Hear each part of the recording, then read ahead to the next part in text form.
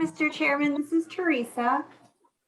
Staff is ready to begin the meeting when you are. Fair enough. I'd like to call the Town of Hilton Head Islands Planning Commission meeting together.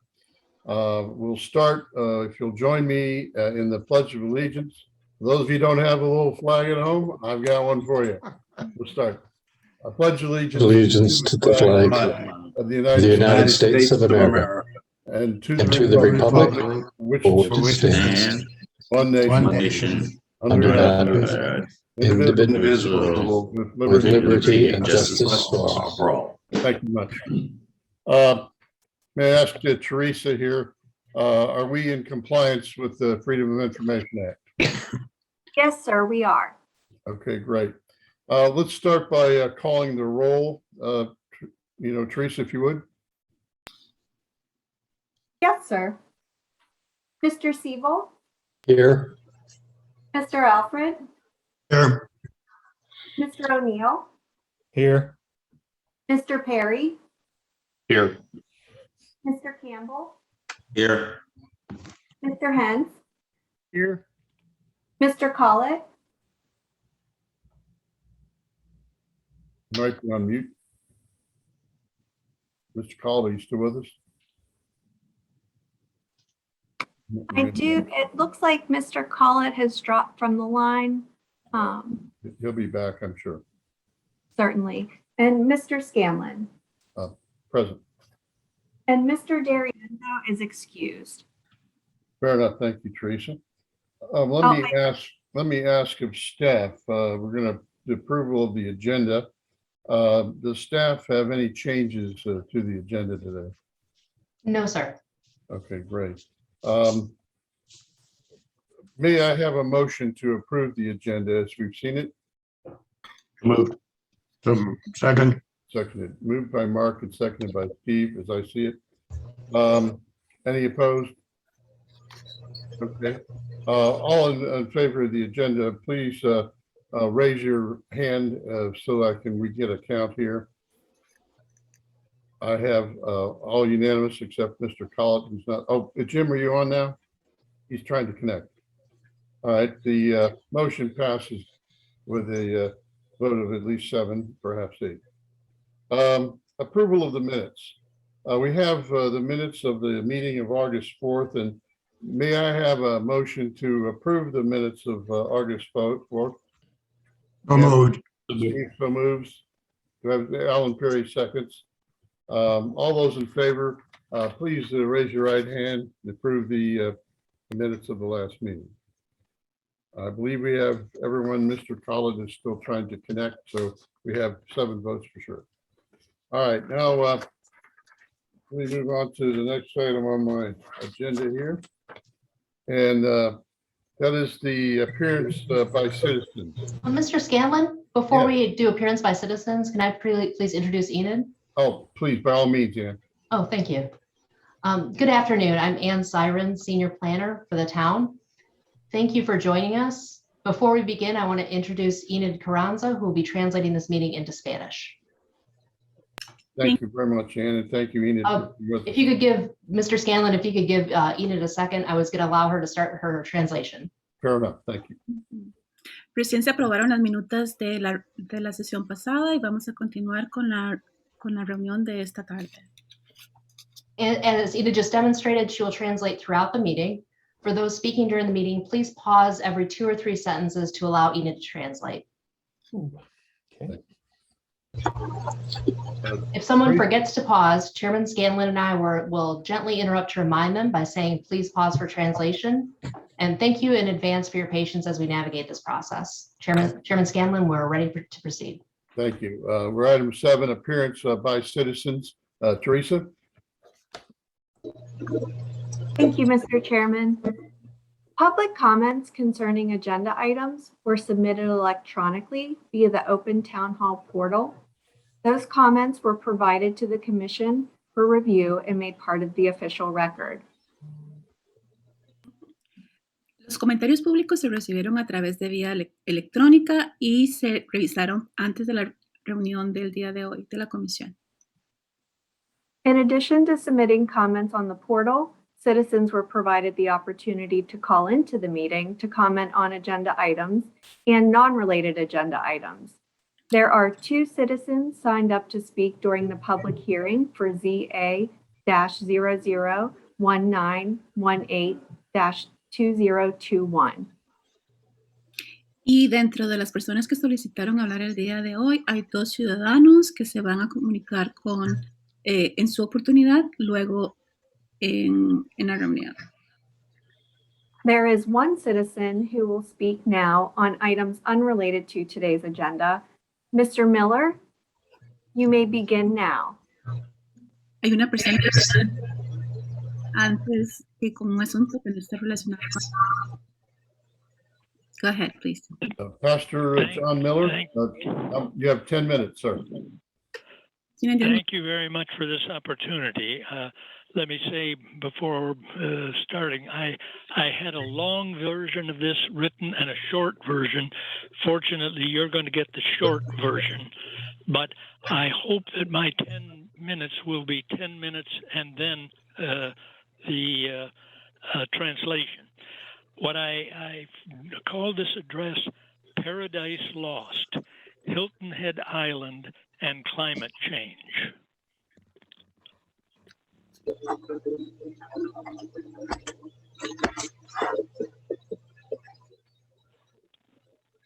Will this be translated or no? Yes, sure. I thought that you said that at the very end, but perfect. I do it right now. Hay una versión corta de lo que el señor quiere comunicar hoy. Él tiene 10 minutos para hablar y se perdió el cambio climático. Go ahead, please. Beginning in the 1950s, Hilton Head Island, South Carolina has developed into one of the most popular residential and tourist destinations in America. Those who have primary or secondary homes here have gravitated to Hilton Head from all over the nation and world because of its unique environment, and the same can be said for the millions of visitors who come here every year.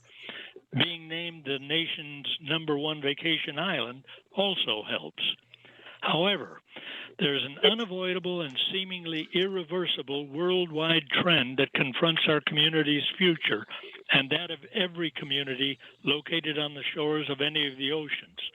For years, climatologists and oceanographers have been making gloomy predictions as the result of rising sea levels due to human-induced climate change. More and more experts are saying that humanity is gravely negligent in holding back the rising tides. It is one thing to be a community on a coast and quite another to be an island in the ocean just off the coast. Living on an island makes it impossible to prevent our eventual communal demise. There are no reasonable means to prevent water from submerging us. Tourism and real estate have been the 2 primary forces driving the island economy since the modern development of the island. We have a multi-billion-dollar annual economy that has steadily risen and continues to grow.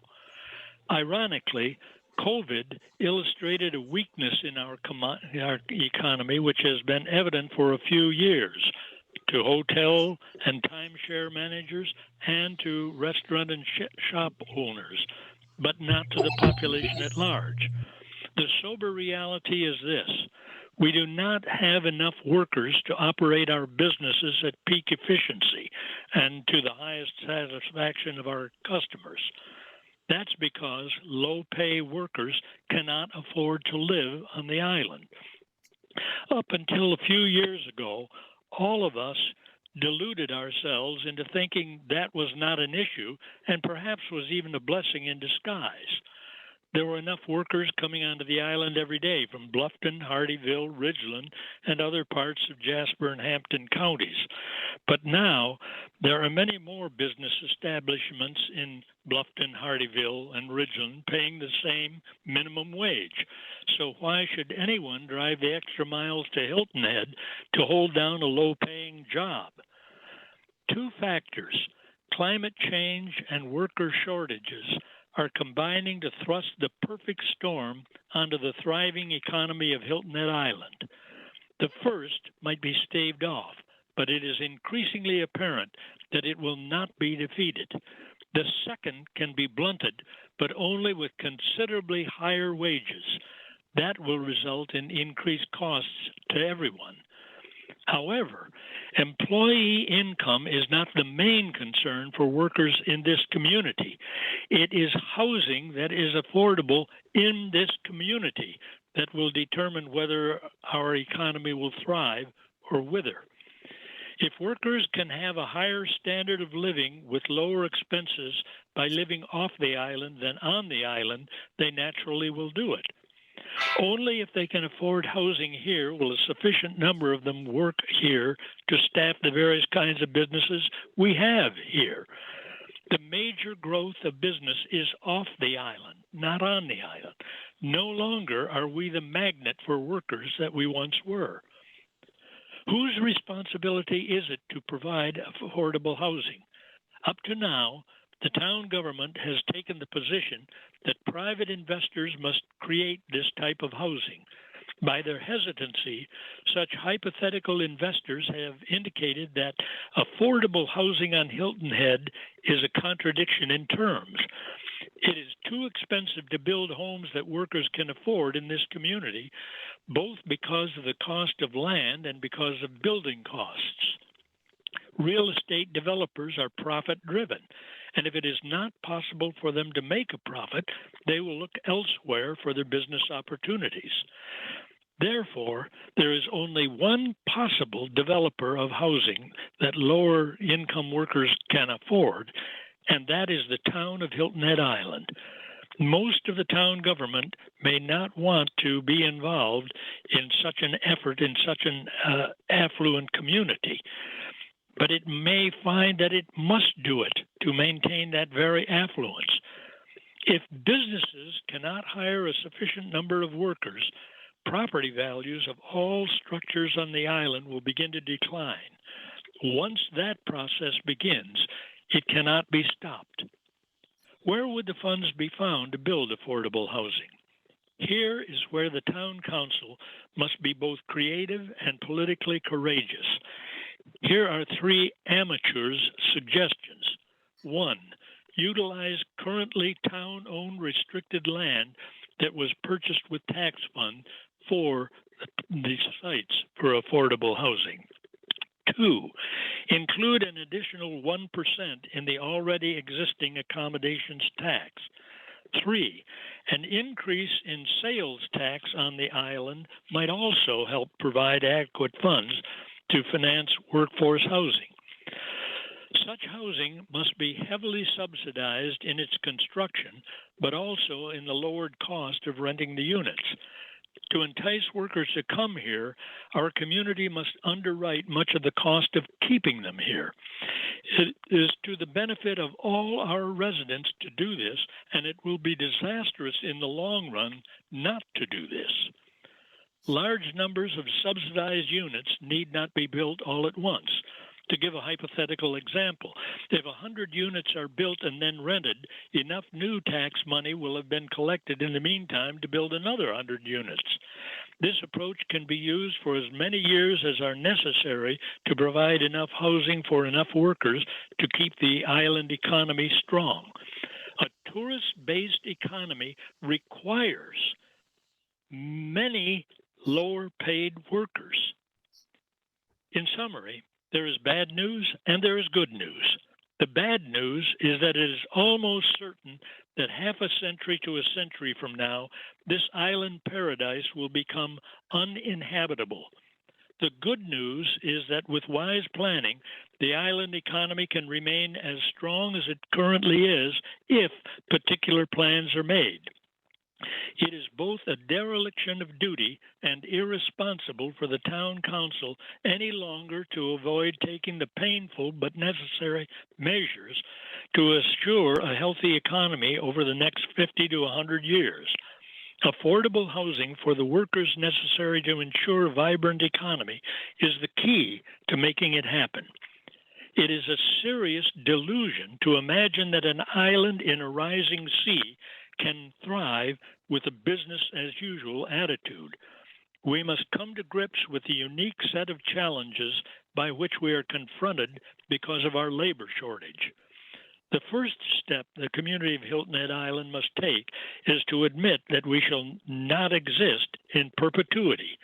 Our demise is not just around the corner, but within a century, no one will be living here because here won't be here.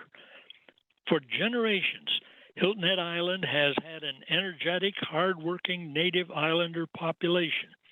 For the last 60 years, the island has attracted bright, forward-thinking residents from the mainland and even from other countries. We can become the first community in America publicly to accept the sober reality that our insular domain is doomed, but that we will continue to maintain a healthy economy until that occurs because we took the necessary measures to do so. Future residents will have to grapple with other specific issues as sea level rises, but we can take the steps now to maintain a strong economy for as long as this island is still above the high tide line. Affordable housing is imperative to preserving paradise as long as possible. Thank you for your attention, and I realized after I started I did not stop for the translation, and my apologies. Thank you, Pastor Miller. May I ask staff if Enid can summarize those comments in Spanish? Yes, sir.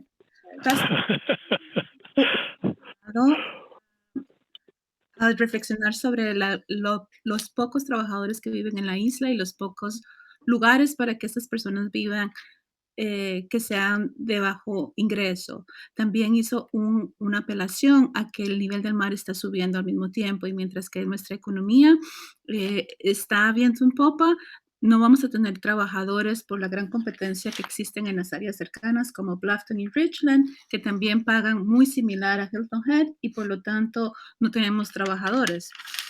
Es responsabilidad básicamente de la municipalidad de Hilton Head por velar de que exista lugares de bajo costo para los trabajadores y ser de alguna manera un imán para que vengan acá.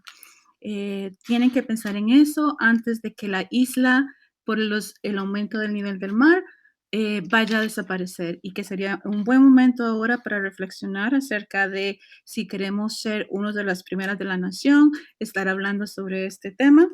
Y hay tres posibilidades. Una es que la municipalidad utilice las tierras que ha comprado en el pasado para tener casas de acceso a los trabajadores.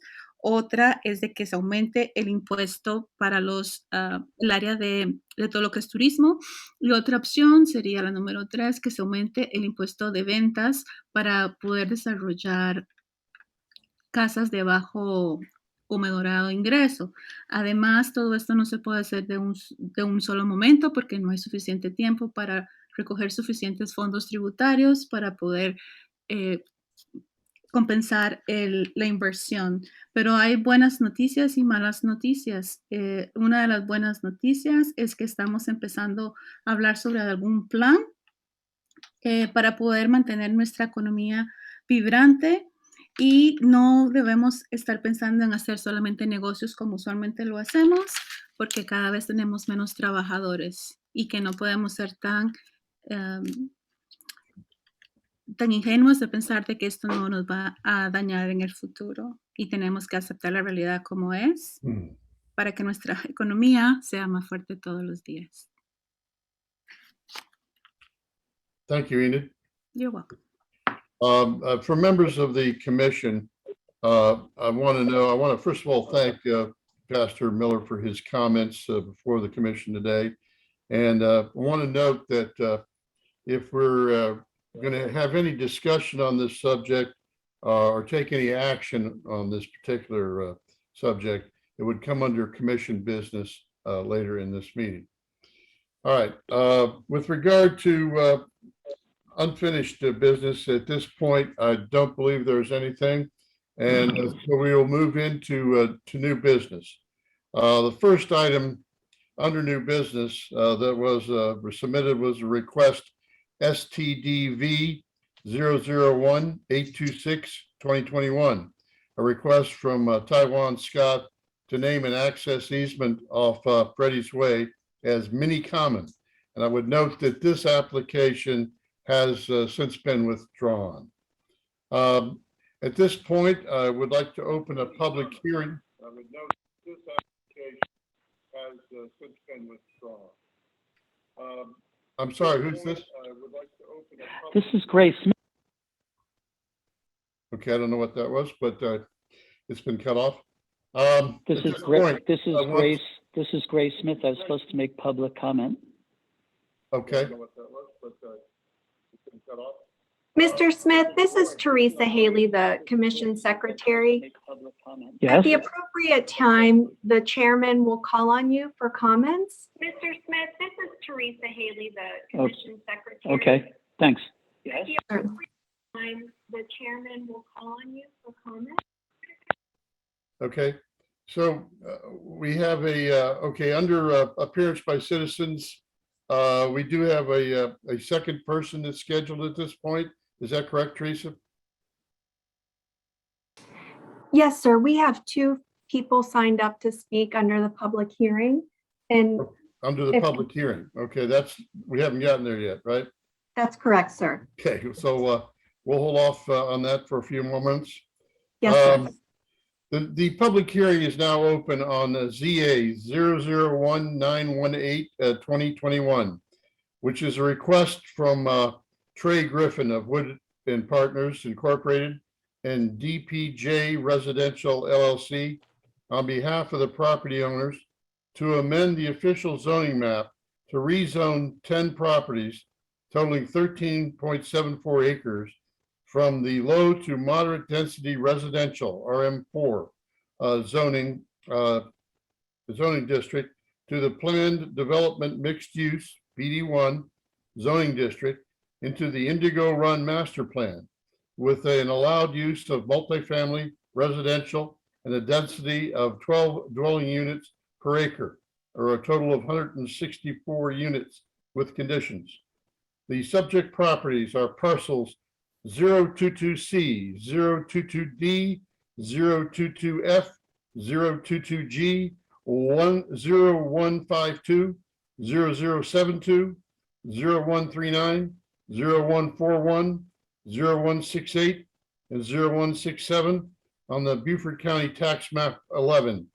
The subject properties have multiple addresses, and they are accessed from Marshland Road via Julia Drive and Mackerel Drive. I would like to have Nicole Dixon at this point. Would you like to make a presentation? Yes, sir. Thank you. Nicole Dixon for the record, Development Review Administrator. I'm going to go ahead and share my screen so that you can see my presentation and let me know if you don't see it. And I just wanted to let Enid know I will go ahead and stop after 2 or 3 sentences and pause and allow you to translate. Thank you.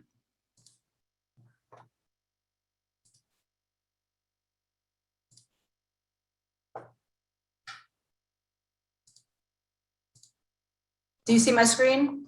Not quite yet. No.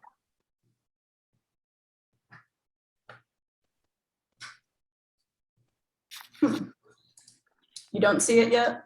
No. No, we do not. I can do the introduction in Spanish in the meantime. Ahorita entramos a la audiencia pública solicitada por el señor Trey Griffin de Good Partners y la compañía DPJ Residencial en nombre de los dueños de la propiedad para poder zonificar un total de 13.74 acres de densidad moderada o baja a ser reestructurada para uso de edificios de vivienda multiresidencial. Estamos hablando de 64 con ciertas condiciones. Las propiedades y las parcelas fueron nombradas en inglés para el mapa 11 del condado de Beaufort. Y en estos momentos va a presentar la señora Nicole, que es la directora oficial de desarrollo de la municipalidad. Nicole, your slide presentation seems to come up now. Thank you. Had a little bit of trouble there. Okay, so The applicants for this rezoning are Mark Baker and Trey Griffin with Woodham Partners, Walter Nestor with Burr Foreman, and the developer is Porter Jones with DPJ Residential LLC. The request is to rezone 10 properties off Marshland Road from RM4 to PD1 into the Indigo Run Master Plan. En estos momentos se está presentando la solicitud del señor Griffin, de Wood Partners y de la compañía de PJ Residenciales en nombre de los dueños de las propiedades para rezonificar las parcelas en el área que se encuentran dentro de Marshland Road, Julia Drive, Mackerel Drive.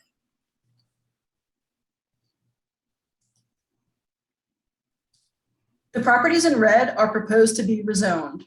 It is surrounded by single-family residential homes on 3 sides and the waters of Broad Creek in the rear.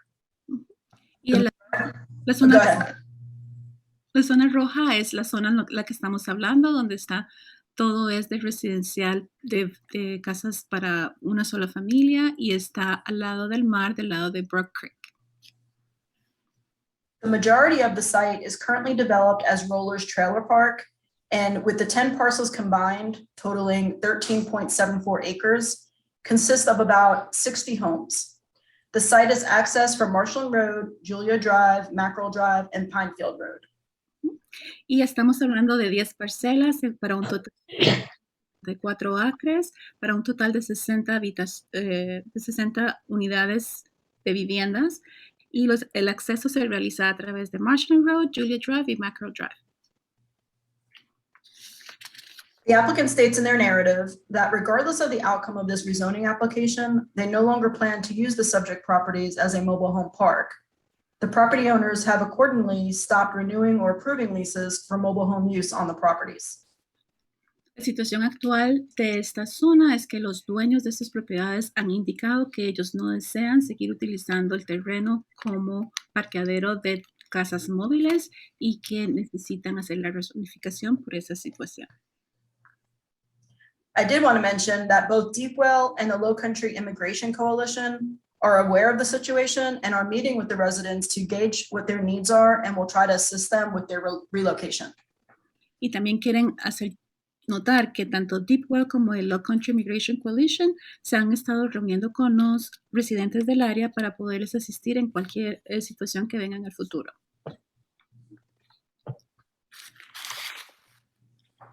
As you can see from the zoning map, the property is currently zoned RM4 and is surrounded by RM4 zone property, which is shown on the screen in purple.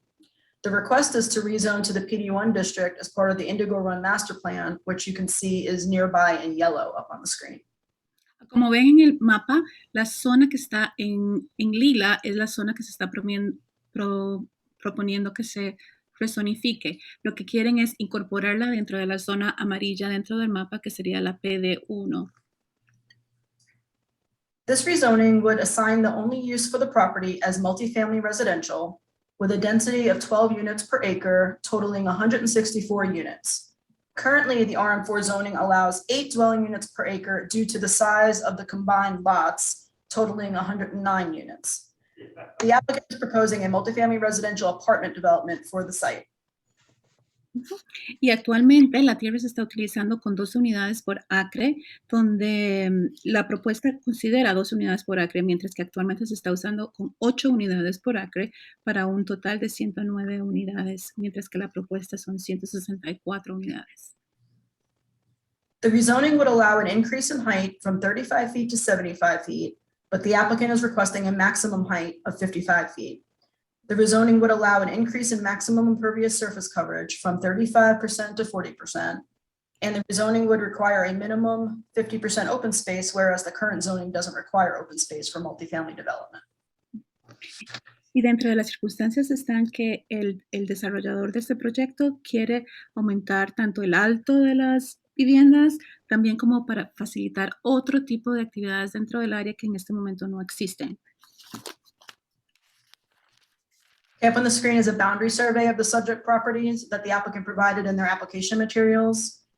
It's important to note that when properties are rezoned into a PD1 district, conditions can be placed on the property that pertain to uses, buffers, setbacks, maximum height, impervious coverage that are more restrictive than the existing standards.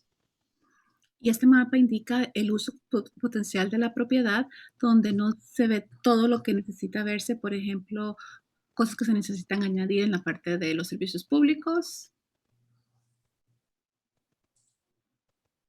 Okay, here's Exhibit L that was included with the applicant's narrative and part of your packet. While we typically don't see conceptual plans with a rezoning request, the applicant thought it was important to provide a plan that shows approximate building locations and illustrates some of the conditions they are proposing to demonstrate how they are trying to preserve the specimen and significant trees that exist on site, keep the buildings as close to the center of the site as possible to soften the massing and scale of the buildings, and to keep the building frontage along Broad Creek to a minimum.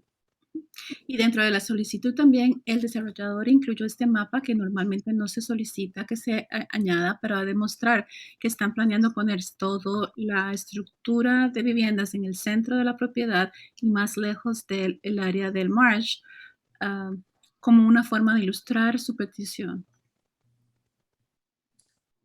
And as I mentioned, with a PD1 rezoning request, conditions can be placed on the application. The applicant's proposed conditions are as follows: that the density be 12 units per net acre, have a maximum building height of 55 feet, adjacent use and adjacent street setbacks will be increased to soften the impact on adjacent properties as shown here. The eastern property line, which looks like it's the northern property line up on the screen, will have an average setback of 100 feet from the adjacent residential use. Y la solicitud básicamente no tiene ningún inconveniente, donde son muy claros en el uso que le van a hacer, incluyendo hacer edificios de máximo 55 pies, donde también incluyeron el uso de lo que son malecones y retenes del lado del mar para poder evitar cualquier daño a la fauna del mar. The western property line will have an average setback of 35 feet from the adjacent residential use. They're only required to have a minimum 20-foot setback between multifamily and single-family residential. Y también se está proponiendo hacer un retén al lado del mar que es de 75 pies. The northern property line along Marshland Road will have an average setback of 50 feet. They are only required to have a 40-foot adjacent street setback. Y en el lado de Marshland Road, ellos están proponiendo tener una división de 50 pies, aunque lo que se les está requiriendo como mínimo son 40 pies. The southern property line will have an average setback of 100 feet from Broad Creek. There is no setback required from Broad Creek, but there are buffer requirements, which I will mention in a minute. Y del lado sur de la propiedad, que es al lado de Broad Creek, ellos lo que están proponiendo es un malecón de 100 pies al lado de la estructura del lado del marsh. The adjacent use buffers will be increased to a type D option 2 buffer, which is 20 feet wide for both sides, with the following proposed exceptions: that 50% of the buffer along the east property line may be reduced to 10 feet in width, but will include type D landscaping and a 6-foot solid fence or hedge. And 20% of the buffer along the west property line may be reduced to 10 feet in width, but will include type D landscaping and a 6-foot solid fence or hedge. They are only required to provide a type A buffer on both sides, which can be either 10 or 20 feet, depending on the amount of vegetation. Además, están incluyendo una propuesta de un malecón en esa área mucho más grande de lo que se es requerido como mínimo. Y se incluyeron los detalles en inglés. There is a type B buffer required from Marshland Road, which can be either 15 or 25 feet, depending on vegetation. The applicant is not proposing a greater buffer from Marshland Road. Y en el lado de Marshland Road no están proponiendo un retén más grande del mínimo establecido por la ley. The wetland buffer will be increased to a 100-foot average for structures, but will remain as required in the LMO for pervious and impervious surface. They are required to have a 20-foot minimum and 40-foot average for structures, a 15-foot minimum and 35-foot average for pervious surfaces, and a 25-foot minimum and 50-foot average for impervious surfaces. Y dentro de los requisitos dentro de la ley se ha mencionado en inglés el tamaño de todos estos retenes y donde el solicitante está proponiendo cumplir con todos ellos. Upon acquisition of the property by the applicant, individuals still occupying the property pursuant to a lease shall be provided not less than 6 months from the date of such closing to vacate the property. Y están conscientes de que hay personas que viven en la propiedad y están proponiendo que esas personas que se encuentran todavía con sus contratos, que tengan 6 meses para poder evacuar o hacer planes para moverse fuera de ella. For 10 years after they are built, the units cannot be short-term rentals, defined by the applicant as a rental period of less than 4 months. And for 20 years after they are built, the units cannot be converted to condominium ownership. Y también se está diciendo que esas propiedades no van a ser de renta de corto plazo, sino que por 10 años va a ser de largo plazo. Después de los 10 años va a servir para poder un mínimo de 4 meses, lo más corto que se pueda, y después de los 20 años no se podrá usar para el servicio de condominios. Now I'll get into the review of the rezoning criteria. Ahora vamos a revisar lo que es el criterio de la aplicación de acuerdo con la ordenanza de la municipalidad. Perdón. For criteria 1, staff finds the proposed rezoning is consistent with strategies and tactics in the comprehensive plan that encourage the redevelopment of sites with inadequate sewer and stormwater facilities. But the increased height, increased density without developing workforce housing, the time-limited prohibition on short-term rentals, and the increased amount of development on properties adjacent to Broad Creek are not consistent with the comprehensive plan. The number and significance of the application's inconsistencies with the plan outweigh the few consistencies with the comprehensive plan.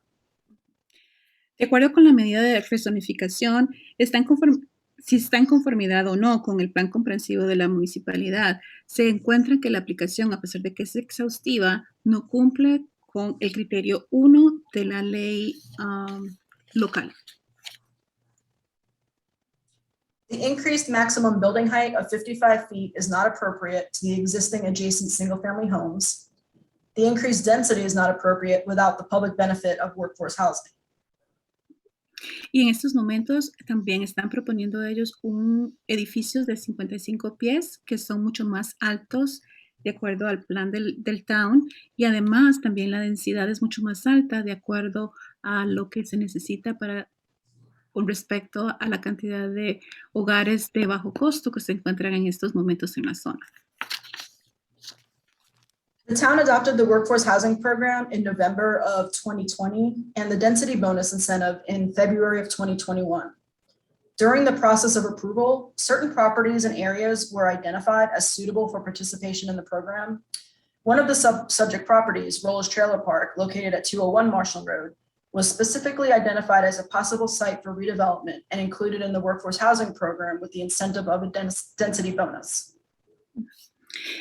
A finales del año 2020, el Town de Hilton Head hizo una ley donde se va a poder desarrollar vivienda de bajo costo para la fuerza laboral de la isla. Sin embargo, el área de 201 Marshall Road, esto se ha identificado como una posible área para la fuerza laboral, y el bonus que se ofrece por la densidad que se construye ahí, la propuesta no cumple con eso. If the property remained in the RM4 district and participated in the workforce housing program by dedicating 25% of the units for workforce housing, the density bonus would increase the allowed density from 8 to 12 units per acre. The other development standards for the RM4 zoning district, including a maximum building height of 35 feet, would not change. However, the applicants are not proposing to include any workforce housing in their development. Y en estos momentos, el town tiene un bono para incentivar la creación de vivienda de bajo costo para las personas que trabajan en la isla, donde tendrían que poner de 8 a 12 unidades por acre, y sin embargo la propuesta que se presentó no incluye ese detalle. If the proposed rezoning permanently prohibited converting the units to short-term rentals, the application would be supported by several of the goals and strategies in the comp plan because it would increase housing options to meet the needs of the island's population. However, the applicant's provision of prohibiting the units from becoming short-term rentals for a period of only 10 years would likely result in the units transitioning from housing to short-term rentals, which is inconsistent with the comp plan. Además, el plan que tiene la propuesta sobre la renta de corto plazo no está en consistencia con el plan comprensivo que tiene el town para el uso de unidades para visitantes. The proposed rezoning would allow the redevelopment of properties with a higher intensity development, which would result in the creation of more impervious surfaces and the removal of trees, thereby increasing the urban heat island, which is incompatible with the comp plan. Además, el plan está incluye remoción de algunos árboles y de algunos otros elementos naturales de la zona, por lo tanto eso tampoco está en concordancia ni cumple con el plan comprensivo de la municipalidad. Finally, the Broad Creek Management Plan calls for rezoning applications to be evaluated for their impacts to Broad Creek. The proposed rezoning will increase the intensity of the permitted development on parcels on Broad Creek, adding pressure to the environmentally sensitive headwaters and negatively impacting the natural beauty of Broad Creek. This is incompatible with the comp plan. Además, la propuesta también está incompatible con el plan de desarrollo que tiene la municipalidad, porque tienen que incluir el impacto de construcción que habrá en el Broad Creek, en la parte del mar. Y entonces no se incluyó nada de eso en la propuesta porque lo que lo hace incompatible con el plan. Moving on to criteria 2, the proposed rezoning will allow a use at a size and scale that is not compatible with the uses in the immediate vicinity, which is not in accordance with this criteria. While a multifamily residential use could be compatible with single-family residential uses, the significant increase in height could be too close to existing homes and are at heights that are not compatible with the character of single-family residential neighborhoods in the vicinity. Además, en el criterio 2 que se han considerado durante esta propuesta, donde dice que sí, lo que se va a desarrollar va a ser más o menos similar a la vecindad inmediata, el hecho de que están proponiendo construir edificios de 55 pies o más no está en concordancia con las demás construcciones que existen dentro de esa zona en específico. Moving on to criteria 3, the proposed zoning is not appropriate for the land and not in accordance with this criteria. While there are several findings in my report that show the proposed zoning could be appropriate for the land, the use is currently allowed, there are PD1 properties in the vicinity, there are several findings of fact that far outweigh any support of the application. The proposed building massing and height are too intense for the subject parcels and will negatively impact the character of the neighborhood and views from Broad Creek. Y bajo el criterio 3 del estudio que realizaron el personal directamente de la municipalidad, ellos encontraron que el tamaño de los edificios, la altura de estos edificios, definitivamente no es compatible con ni los vecindarios cercanos, ni tampoco con el desarrollo que quiere perseguirse para el futuro de la isla.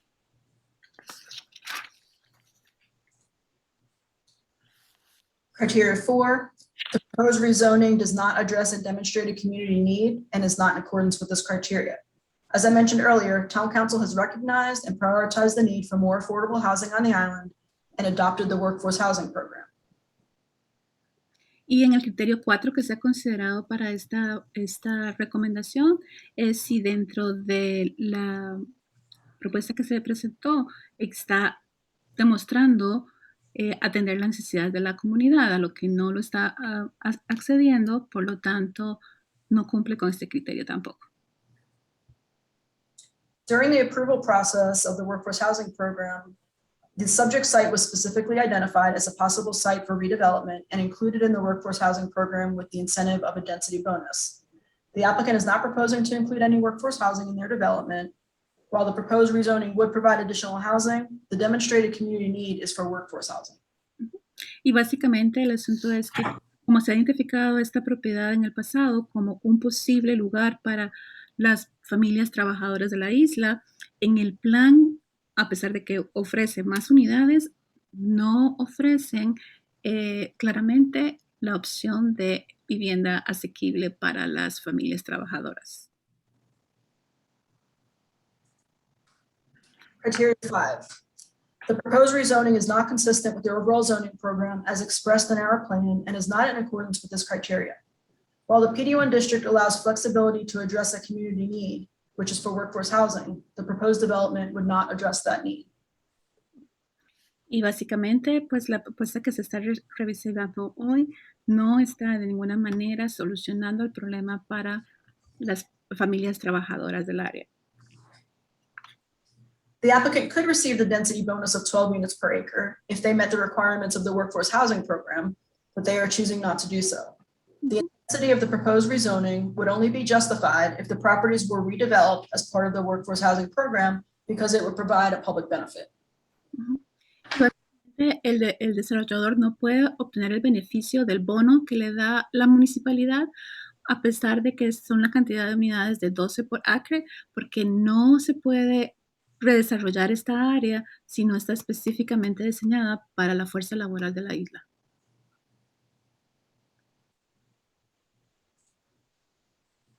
Criteria 6, whether and the extent to which the proposed zoning would avoid creating an inappropriately isolated zoning district unrelated to adjacent and surrounding zoning districts. This is a map of the entire Indigo Run PUD, which is shown in blue. The properties subject to the rezoning are outlined in red. So due to the proximity of the Indigo Run PUD, the proposed rezoning does avoid creating an isolated zoning district and is in accordance with criteria 6.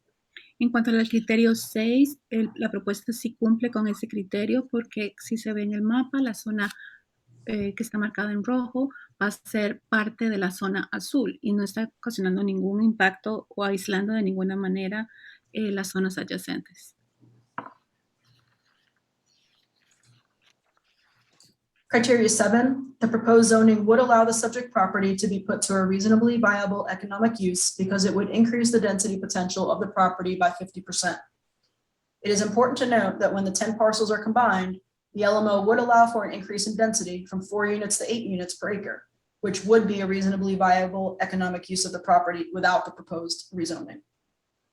Y en el criterio 7 de esta análisis, tendrían que cumplir con un aumento del 50% del uso de la tierra y el hecho de que son 10 parcelas pueden aumentar las unidades de 4 a 8 por cada acre. Y sí lo cumplen. Criteria 8, the proposed rezoning would result in development that can be and is already served by some public facilities. Redevelopment of the property will require a development plan review, which will ensure adequate stormwater facilities and all required public facilities, including fire hydrants, are provided in compliance with the land management ordinance. Y en el criterio 8, que básicamente se dedica a si el uso de este desarrollo va a poder usarse con las instalaciones públicas y todo lo que sean disponibles, adecuados y aptas, como el alcantarillado, el manejo de aguas residuales, también hay que considerar que tienen que poner más hidrantes en esa zona. Criteria 9, the proposed rezoning is not in accordance with this criteria.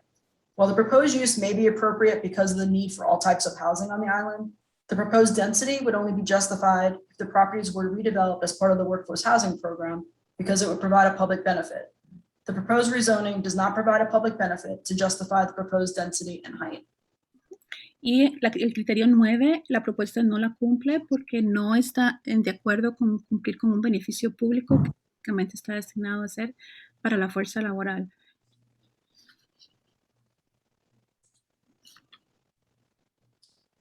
Though the proposed application is consistent with criteria 6, 7, and 8, it is inconsistent with the remaining criteria.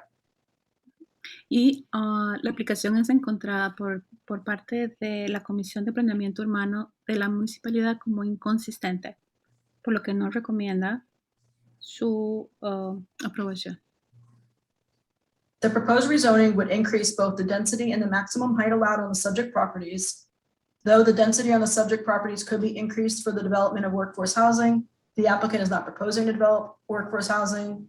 The proposed increase in the maximum building height from 35 to 55 feet is out of character with the surrounding developments, which consist of 1- and 2-story single-family homes. Y además la densidad en el terreno va a ser aumentada. Tampoco se incluyó nada que tenga que ver con la fuerza laboral. Y además el tamaño de los edificios no es consistente con el típico casa de 1 o 2 plantas. The applicant's proposed prohibition on short-term rentals for 10 years is contrary to our plan's goals of encouraging the development of a variety of high-quality housing. The waterfront location of the subject properties and the high demand for short-term rentals would likely lead the proposed development to transition into vacation rentals after 10 years. This would exacerbate the island's housing shortage. Y el plan que tiene el desarrollador de en 10 años convertir estas unidades en unidades de renta de corto tiempo no es consistente con el plan que tiene el town y básicamente va a acrecentar el gran problema que hay de que no hay vivienda de largo plazo para los trabajadores de la isla. Staff recommends that the Planning Commission recommend denial of this application. Y por lo tanto, la Comisión de Planeamiento Urbano de la Municipalidad de Hilton Head recomienda negar este permiso al Consejo Municipal. These are the next steps in the application process after today's meeting. It will require a first reading of Town Council on October 19th and second reading of Town Council on November 16th.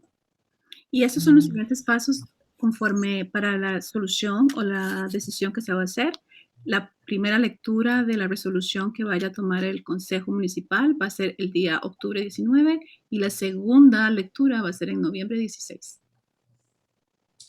And that concludes my presentation. Do you have any questions for me before we turn it over to the applicant?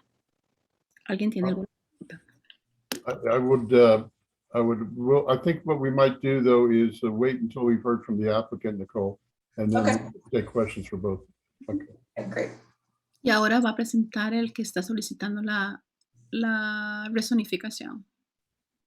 At this point, I would ask the applicants from Wooden Partners, Terry Griffin, Mark Baker, and others, if they would like to make a presentation at this time. Yes, thank you, Mr. Chairman, and members of the Planning Commission and staff for giving us the opportunity to come before you today. My name's Mark Baker. I am with Wooden Partners. We're the land planners on this assignment. Trey Griffin and I have been working closely on this project, and I'm going to be representing the applicant with the presentation today. Also with us here today is Walter Nestor with Burr Foreman. They are the land use attorneys on the property and the application, and Porter Jones with DPJ Residential, who is the developer on the property. I'd like to thank Nicole Dixon and members of the Community Planning and Development Department for working diligent with us over the past several months on this assignment. They provided invaluable suggestions and input along the way over a period of about 6 months. We're pleased to say that Porter and the development team listened and made significant modifications to the proposal to align the proposal with the request of staff at every step. And to that end, we'll say we're a bit surprised to hear staff's assessment of the criteria. Obviously, we disagree with their review and assessment of the criteria. We're going to share with you how we view that to be different with our presentation here today. We're here today to present the essential elements of the application so that you have a clear understanding of the proposal and the zoning amendment request. Our comments will focus on 3 key points. First, how the proposed land use is better than a by right use. Second, how the proposed land use is appropriate for this site. And third, how the proposed land use will fill a very significant need for long-term rental housing. And of course, we hope to gain your support to move this forward with a council recommendation for council to approve. But with that said, I'll share my screen. Before I'll let the translator carry on. El señor Baker está representando el día de hoy a los desarrolladores Wood Partners y el DPG Residential. Él básicamente le ha agradecido a la comisión por su tiempo, por sus sugerencias y también indicó que se encuentra un poco sorprendido de la decisión y la recomendación de la Comisión de Planeamiento del Town encuentra que son 3 cosas que él va a poder explicar a través de su presentación. Una, que están haciendo el uso correcto de la tierra de acuerdo a la ley que permite al dueño utilizar la tierra a su gusto. Luego, que también cumple con la parte de renta de largo tiempo y además de que se está haciendo el uso apropiado de la tierra. Okay, can everyone see my screen? Yes. Okay, great, thank you. Again, the property, as Nicole pointed out, the address is 201 Marshland Road. It is a 13.74 acre site comprised of 10 parcels. To give you a sense of scale, the 55 Gardner Drive property was 13.83 acres, which was recently approved for multifamily. The existing land use is residential, as Nicole pointed out. It's primarily mobile home land uses that are there today. The proposed land use is multifamily apartments and long-term rental. The project team includes the developer of DPJ Residential with Porter Jones, very competent and well-qualified long-term apartment rental developer. I would encourage you to go to their webpage. They do work primarily in Georgia, South Carolina, and North Carolina, and have some beautiful projects to share with you. Land use attorneys Burr Foreman with Walter Nestor. Land planners are Wood and Partners, myself and Trey Griffin. And the civil engineers are Ward Edwards with Heath Duncan. And then architecture is Axiom Architecture with Matt Majors. And I'll pause and let the interpreter. Y esos son los detalles de la propiedad en 101 Marshland Road. La dirección es un lugar que incluye 13.74 acres de 10 parcelas con 4 dueños. Actualmente el uso que se hace es residencial, de forma básica de todo lo que son trailers, y se está proponiendo el uso para apartamentos multifamiliares para la renta de largo plazo. El equipo en el proyecto son los desarrolladores DPJ. Su website es dpjresidential.com. Los abogados son el señor Burr Foreman y Walter Nestor. Los que están desarrollando el área de territorios es Wood Partners con el señor Baker, el que habla hoy, y Trev Griffin. Y el ingeniero civil son Ward Edwards Engineering. Thank you. So project background, we've been working on the project for about 6 months with due diligence with DPJ Residential. They've conducted a market assessment, done extensive surveys on the site, very detailed tree and topo survey, soils, geotech, conceptual architecture and site design, traffic impact assessments by Jennifer Beal with Beal Engineering. We've had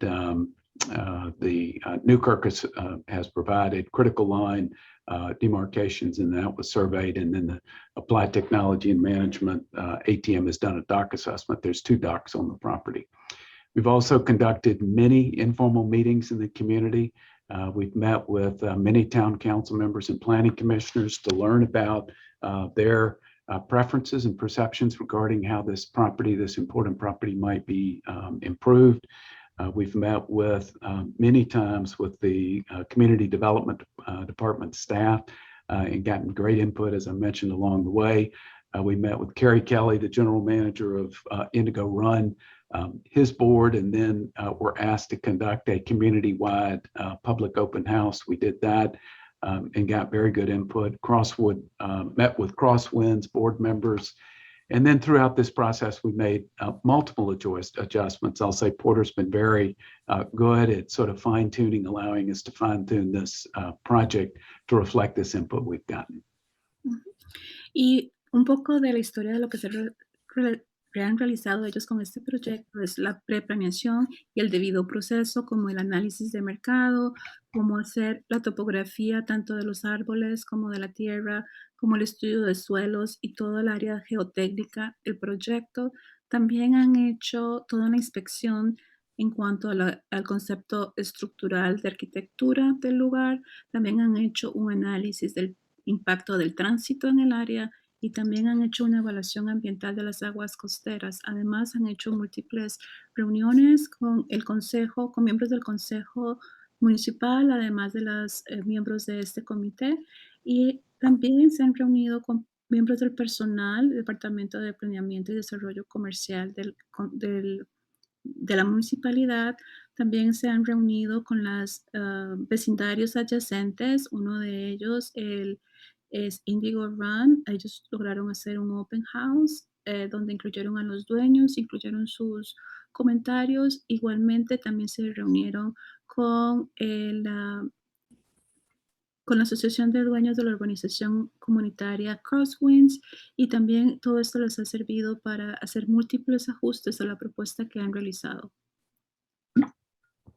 Okay, thank you. So we'll move quickly through this presentation. We're going to talk about long-term housing and the need, density, site location, zoning, neighborhood characteristics, existing conditions, the concept plan, and then restrictions on conversion to short-term rental and relocation assistance. So why apartments on Hilton Head? First, as Sturtevant has said in their long-term, in their housing needs assessment, there's a need to increase the supply for housing on the island and identify the obstacles that prevent that from happening. And one is regulatory, which is what we're talking about today, zoning.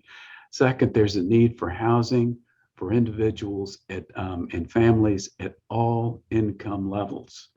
The market, as stated in Sturtevant's report, can do a better job meeting the need for higher income levels, but to meet the need for lower to moderate level workers, the town has to develop a strategy to be more proactive, as Reverend Miller mentioned in his previous comments. That can be done through creating a housing trust fund, through use of town-owned land, and having very favorable leases to make that happen, and finding ways to work with local developers. It's unlikely that entirely workforce housing properties, as staff has mentioned, are going to happen on properties that have the high underlying land value that this site has. But I believe that there are ways to bring more low to moderate housing on the site. Hearing staff's comments, I will say that this developer, DPJ, is willing to modify the proposal to include 5% for workforce housing in this proposal, and willing to include that as a condition.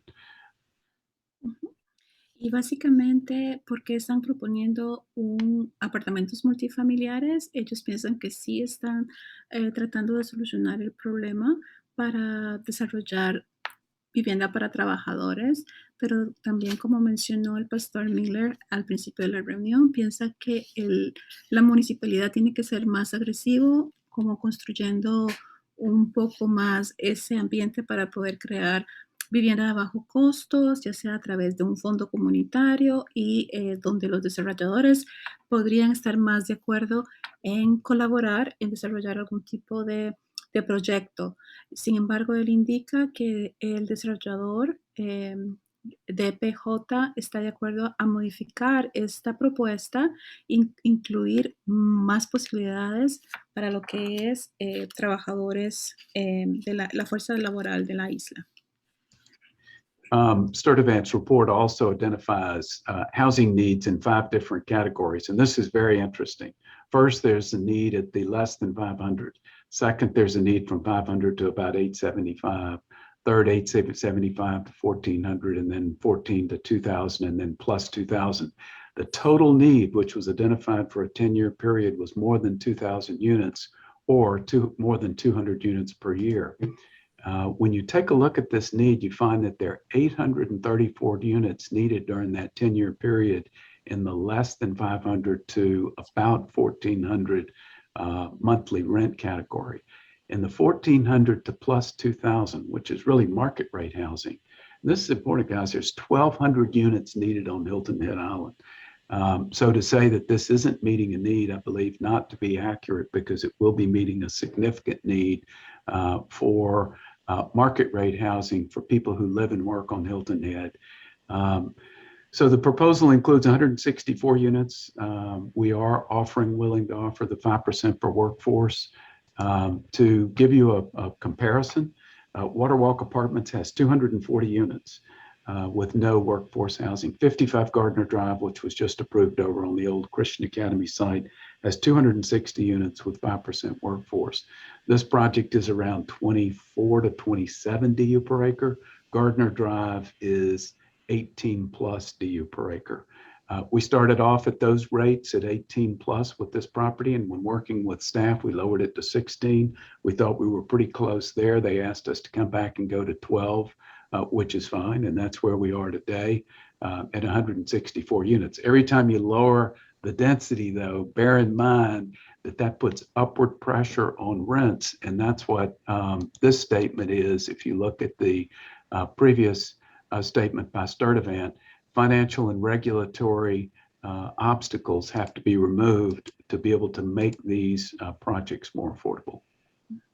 Y básicamente en este estudio que se presenta en la pantalla es donde la restricción de lo que es la regulación municipal es lo que no permite tener más unidades por acre. Y él hace una comparación acá que realmente lo que se necesita que sea de menos de $1,474 la renta son solamente 834 unidades, mientras que hay más necesidad de 1,475 hacia arriba, 1,231 unidades necesarias, y hace la comparación con un proyecto que recientemente se aprobó donde estuvo la antigua Christian Academy, donde aprobaron 18 unidades por acre o 24 unidades por acre. Pero para esto necesita removerse esas regulaciones que existen con la municipalidad. Yeah. So where is the site? It's got an ideal location. It's in the middle of the island. This is a 3-mile radius so that you can begin to see that that stretches from the Sea Pine Circle out to beyond the airport and up into Hilton Head Plantation. But more importantly, when you look at a 2-mile radius, which this center black line shows, this site is within a 2-mile radius of the Hilton Head Hospital, the high school, Hilton Head High School and elementary school campus, all of the retail and business district in front of Hilton Head Plantation and Indigo Run, the 4 quadrants of Matthews Drive, which is being planned today, the airport district, the commercial that moves down Matthews Drive, and even the resort properties along the beach. All of these employees and frontline workers need housing, and this property is going to be very close and ideally located to provide not only a high quality housing environment on Broad Creek, but also one that's convenient and within easy access of those probably the largest employment districts on the island. Y básicamente en el mapa que podemos ver en la pantalla se ve el lugar estratégico que tiene esta propiedad a 1 milla, 2 millas y a 3 millas, donde está muy cerca de las escuelas, del hospital, del área de Hilton Head Plantation, del frente de Indigo Run, donde también están muy cerca del área de Matthews Drive e incluso de toda el área de resort que está cerca de la playa. I'll let Walter talk for a minute about the PUD zoning process that we're preparing. Thank you, Mark, and good afternoon, Mr. Chairman and members of the commission. As noted in the staff report, planned unit development zoning is an appropriate use to plan or to create well-planned development. In this case, we think it's appropriate for the planned unit development PD1 district zoning to be employed because it avoids spot zoning, avoids an accusation of spot zoning. It allows for an appropriate mix of density, but importantly, it creates a planning track within the plan unit development that allows for the imposition of conditions. And the applicant, as noted by the staff in the staff report and as noted in the application, the applicant is willing to impose conditions on itself that would not otherwise be conditions that could be imposed under a by right zoning. And I think that's important to note that with the PD zoning, imposed that are not conditions that are applicable anywhere else on the island. Y básicamente están hablando que la imposición que existe en la restricción del tipo de zona es lo que no permite que el desarrollo cumpla más con la visión del plan estratégico de la municipalidad. Entonces, es una pequeña zona donde necesita cambiarse de zonificación para poder cumplir con los requisitos y regulaciones de la municipalidad. I understand that the commissioners all appreciate and understand plan unit developments and that kind of zoning. I would want to point out that the town has used this tool specifically with the Indigo Run Master Plan to rezone properties, to create other planning areas within the Indigo Run PUD, including parcel 15F on the map, which is the 55 Gardner Drive project, formerly the Hilton Head Christian Academy. That property was rezoned to provide for the institutional uses back in the early 2000s, and then it was rezoned again to authorize multifamily development currently. En el mapa se está pudiendo comparar cómo está muy cerca la propiedad de la parcela 15, está muy cerca de Gardner Drive, que fue una zona que se rezonificó para poder utilizar como escuela al principio de los años 2000 para poner la escuela Christian Academy, y luego se volvió a rezonificar para poder crear viviendas. And given its location, Mr. Chairman and Commissioners, we believe that it's an appropriate change to rezone it to one zoning district as part of the Indigo Run Master Plan, and you can see its location as pointed out as well in the staff report. Y por esas circunstancias, ellos ven el mapa que es adecuado rezonificar esta área para poder hacer el desarrollo que se necesita. Thank you, Walter. We're going to talk a little bit about context now and move into the proposed master plan. First, the site is located between two very significant subdivisions, Peregrine Drive and Crosswind subdivision. These are beautiful homes, large luxury waterfront homes, both in the Crosswinds neighborhood and in the Peregrine Drive. This is a by right use. So if you take a look, these homes are pretty close to the waterfront. We could line, it's a by right use now today. We could line this riverfront with 15 to 20 of those. All of the homes could be as close as 20 to 25 feet from the perimeter, and as close as 40 feet to the Marshland Road. So to say that the proposed development with the generous setbacks and the building in the middle would have greater impact than the by right use, we believe to be an inaccurate statement, given that if this property were blanketed with large single family homes, luxury homes on the property, that there would be a much greater impact. And the question we would ask is that really what the island needs today? Is more large luxury single family homes, which is the by right use. We'll come back to that in just a minute. Y en el mapa se podría mirar de que querían desarrollar algo parecido a lo que está a los dos lados de esa propiedad. Una es Cross Island y la otra propiedad acá, donde son casas modernas, más lujosas, más grandes. Y la pregunta en general es ¿qué es lo que necesita Hilton Head? Son las necesidades que tiene Hilton Head en cuanto al tipo de casas que se tienen que tener en esa propiedad?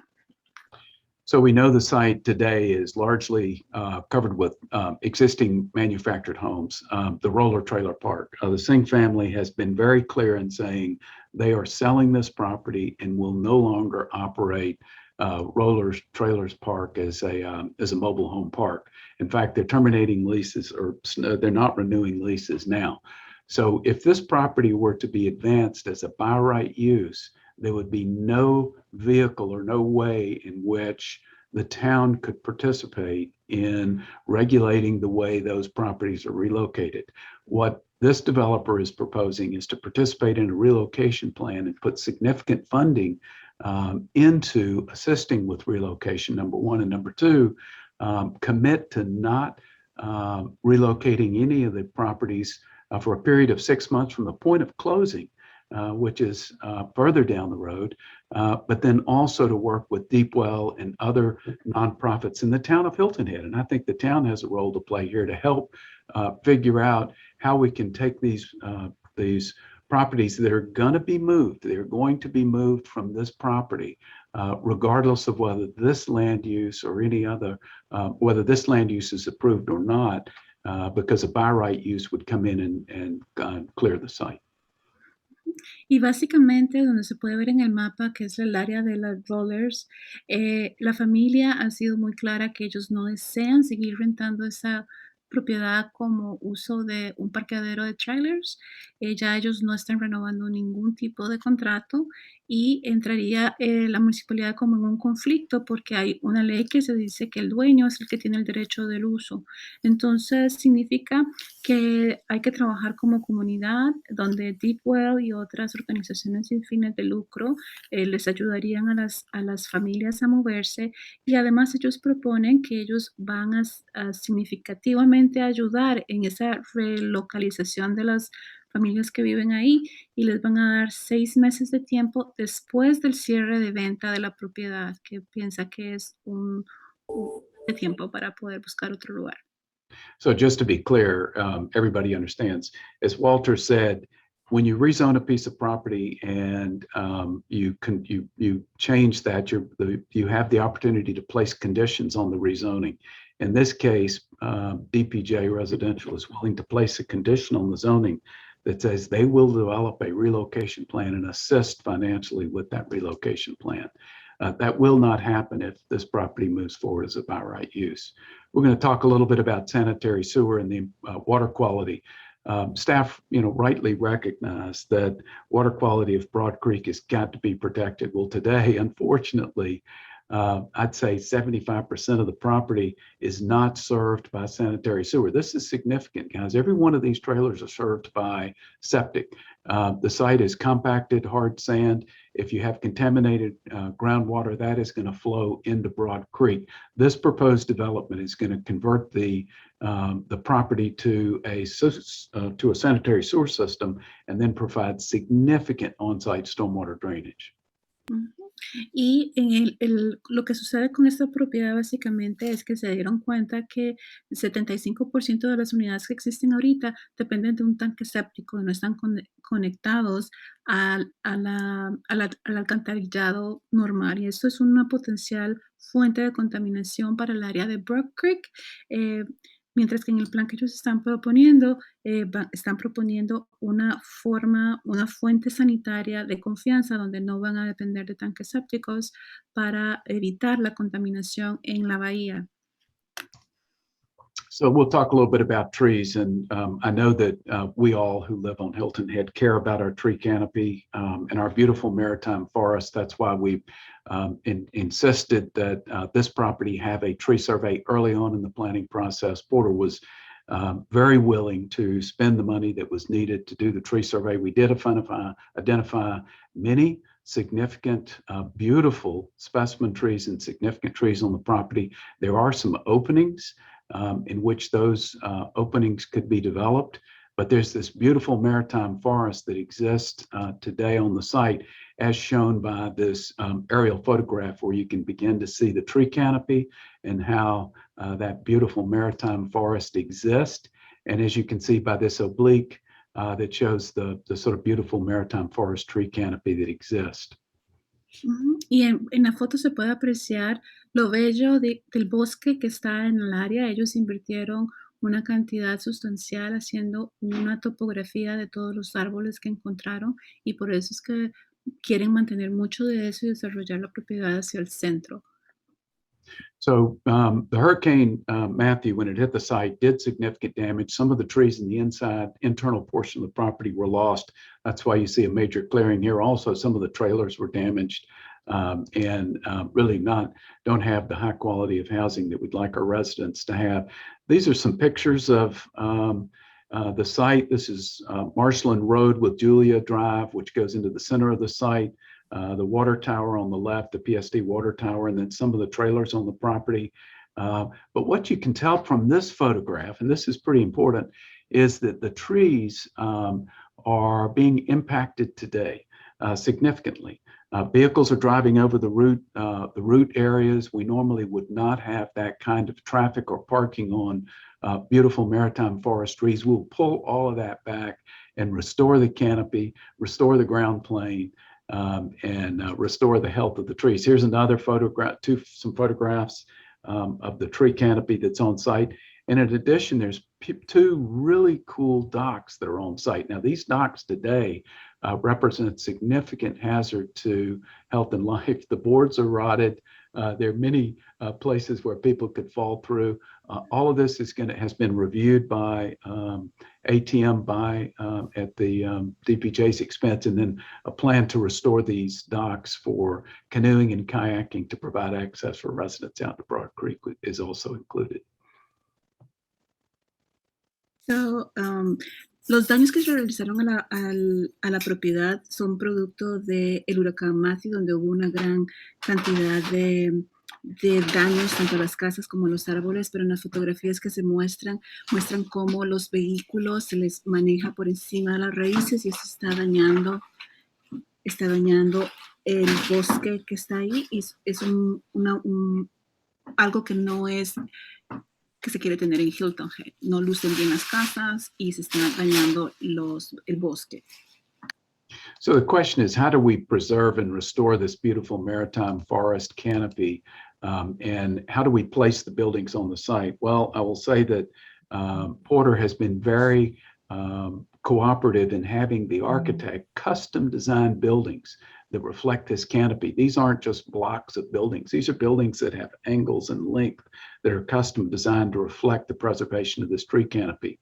Now, if you were to imagine large luxury style single family homes lining these property lines as well as being developed on the inside, we would propose that luxury style single family homes on this property, which is a by right use, 109, would have a much greater impact on this tree canopy than a proposed development that allows you to consolidate the buildings into the center of the property. And that's what multifamily does. Building 1 is a 3-story building over parking. Building 2 is a 4-story building. Building 3 is a 3-story building. And then this is a club building, which is essentially a story and a half. Both piers will be restored. There's a significant stormwater basin, which is designed to create a beautiful garden-like setting in the center of the property, moving most of these buildings 300 feet or so off the waterfront so that you have this very generous garden-like setting along Broad Creek, which is much different than what you would have if you had single-family homes.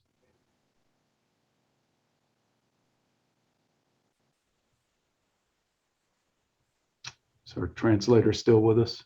I was on mute, sorry. Aquí lo que se pueden ver acá es que se propone la construcción de los 4 edificios. El edificio 1 es de 4 pisos, el edificio 2 es de, perdón, el edificio 1 es de 3, el edificio 2 es de 4 y el edificio 3 es de 3 pisos. El edificio 4 es un clubhouse donde hay un lago que es para manejar todas las aguas residuales. Y como notan, se está protegiendo toda esa área verde del bosque, mientras que se protege y se mantienen todas las casas lejos de frente del mar. So as Nicole mentioned, this development also places significant conditions on buffers and setbacks. To go from a type A setback to a type D setback buffer, a type A to a type D buffer for landscaping would ensure very generous vegetated buffers. But more importantly, these buildings are placed in the center of the property. We're willing to commit to very significant setbacks that assure that this property is not negatively impacting the surrounding neighborhood. Y básicamente la propuesta que ellos tienen es mantener retenes naturales, crear otros tipos de retenes naturales, incluyendo un tipo de malecón donde va a haber menos impacto ambiental en las zonas aledañas. So if you look at the site today, there's a large woodland piece that's undeveloped directly across the street from Marshland Road from the property. Indigo Run subdivision proper is back here, and then Crosswinds.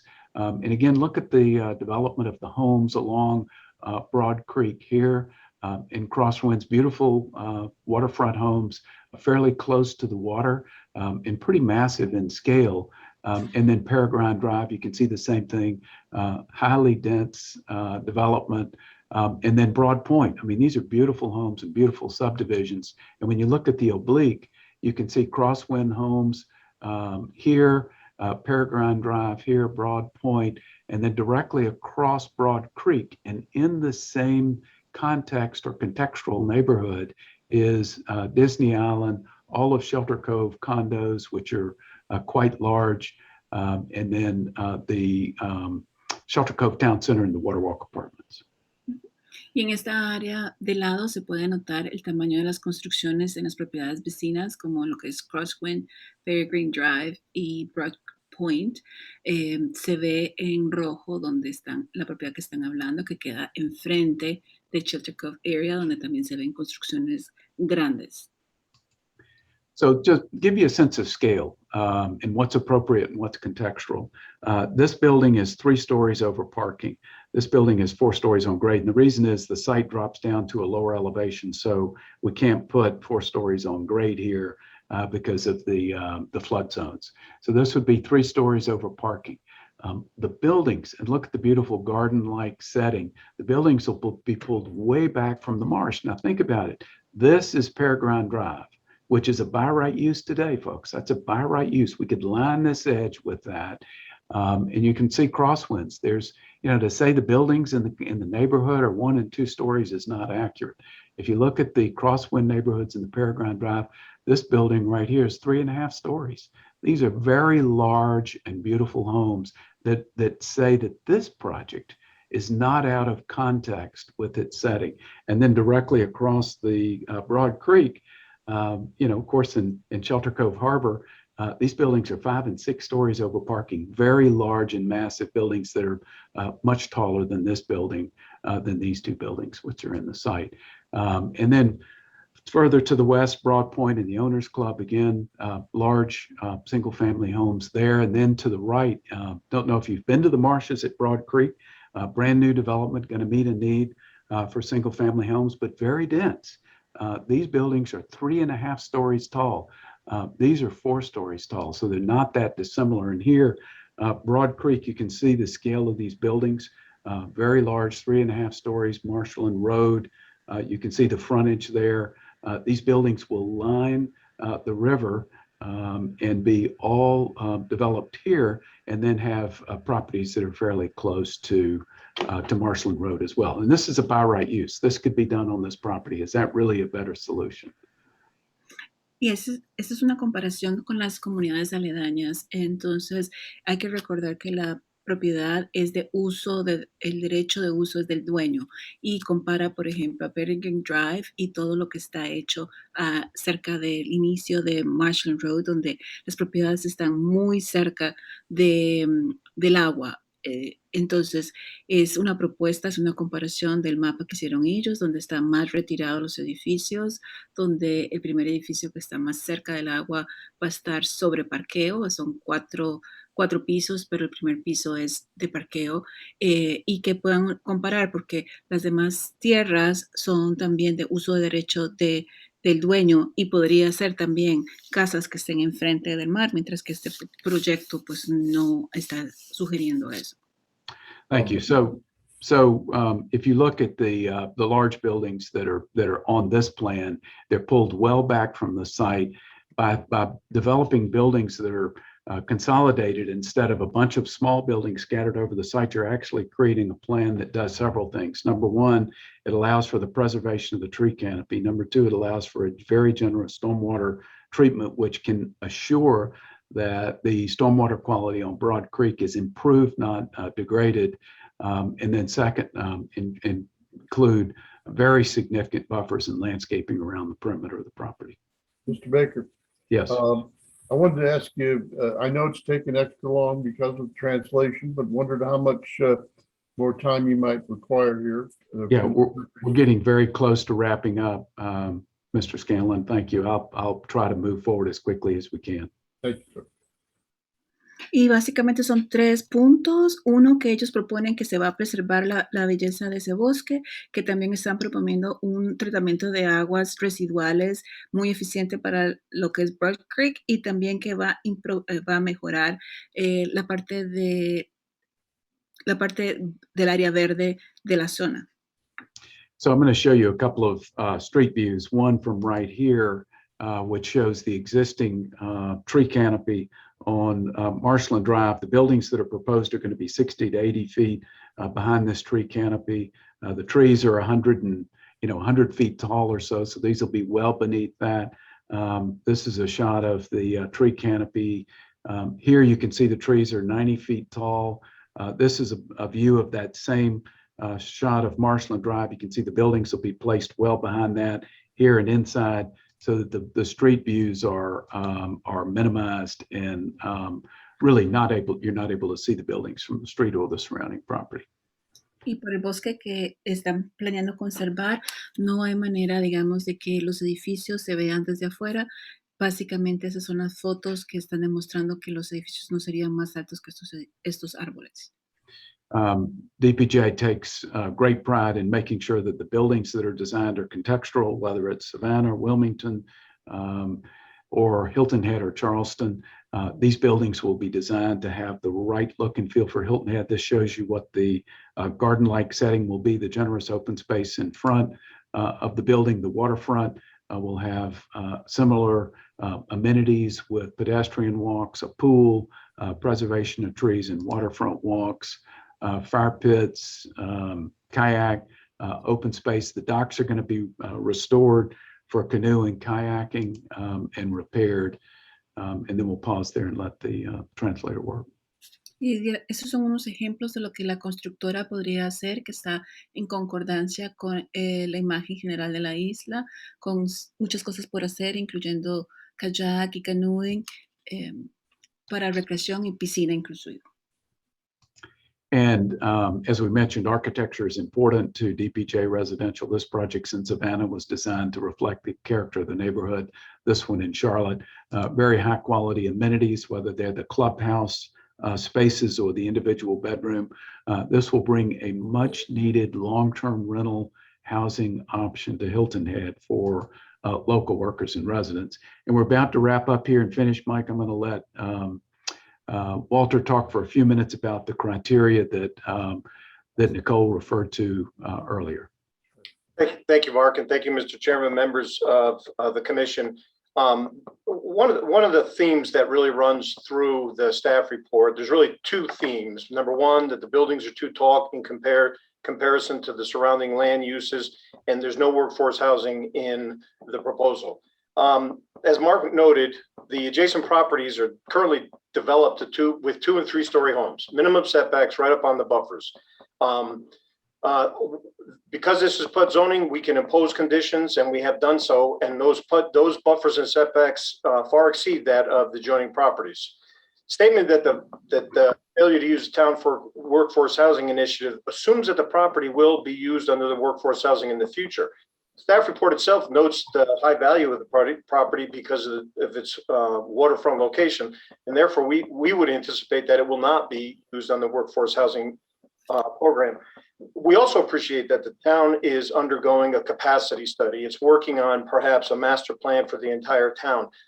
I participated in studies like that before and writing ordinances. That's a 2- and 3-year project, and I appreciate that all the commissioners know that. That'll be a long project.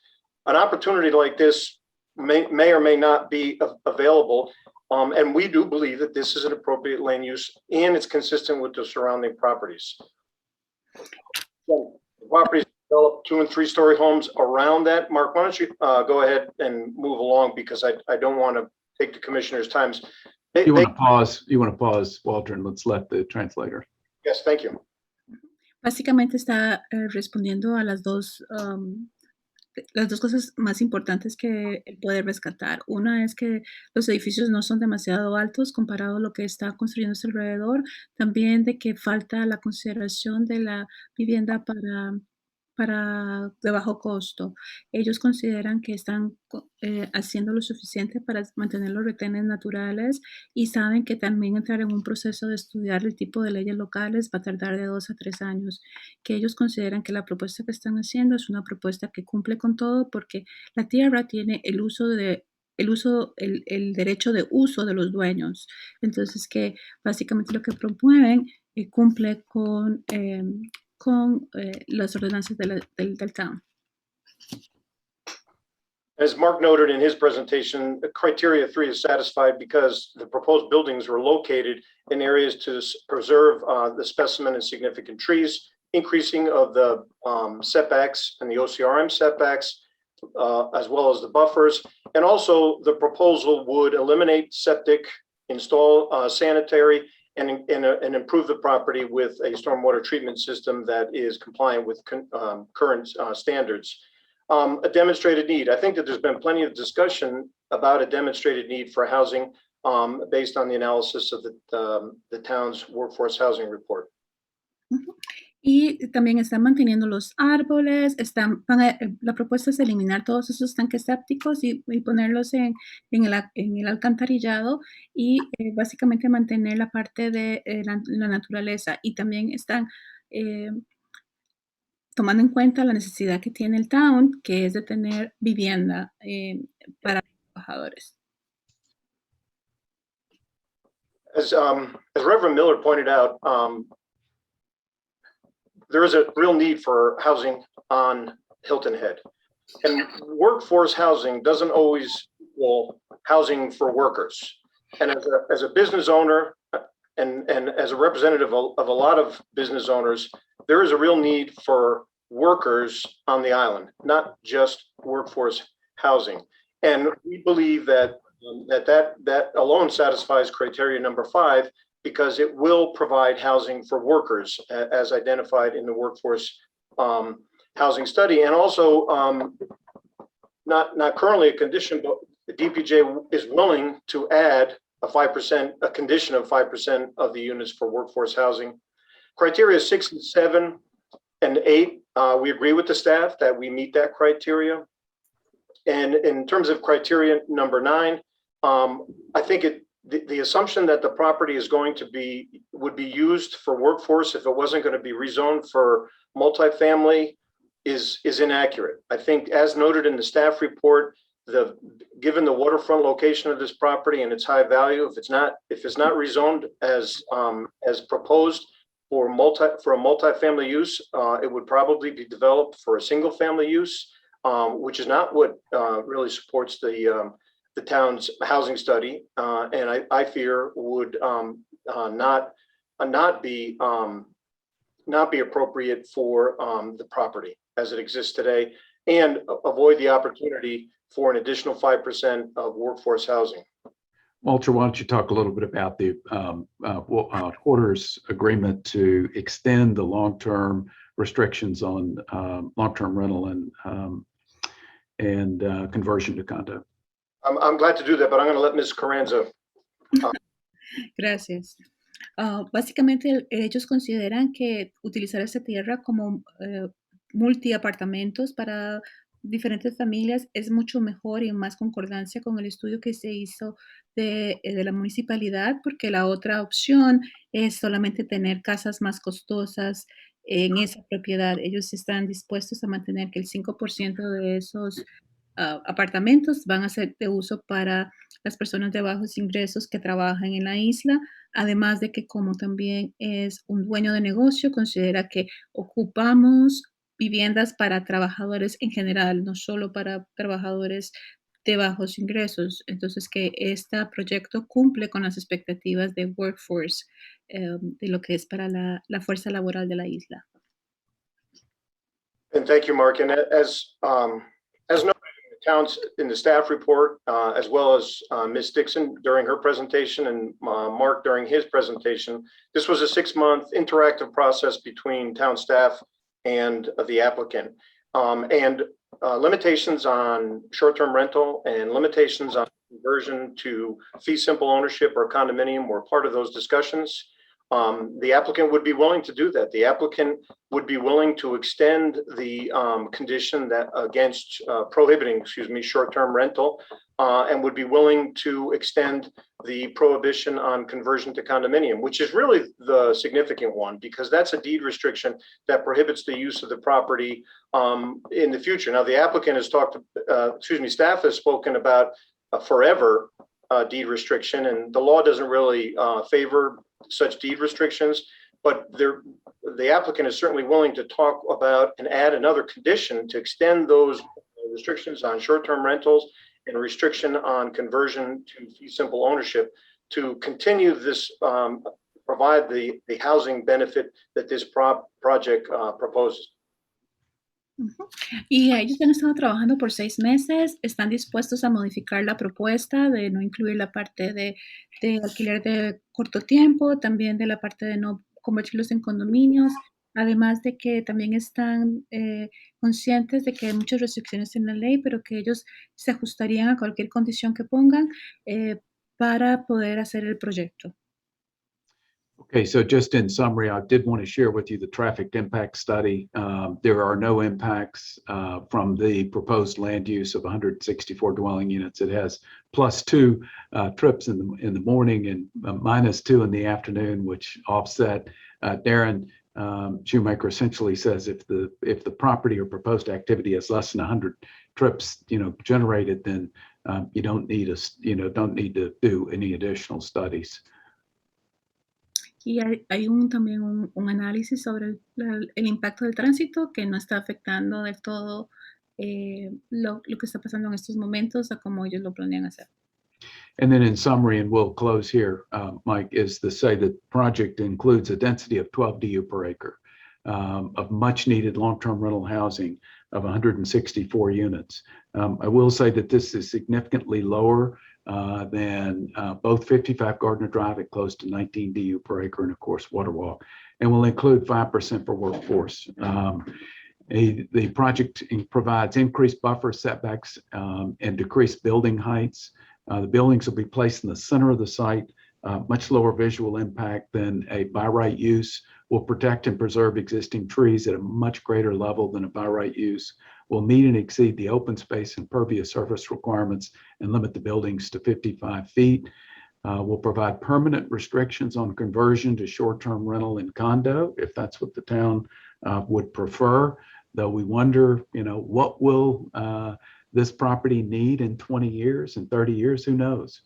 Is a permanent restriction right? Well, the developer is willing to do that if that's something staff feels or planning commission and council feel is important.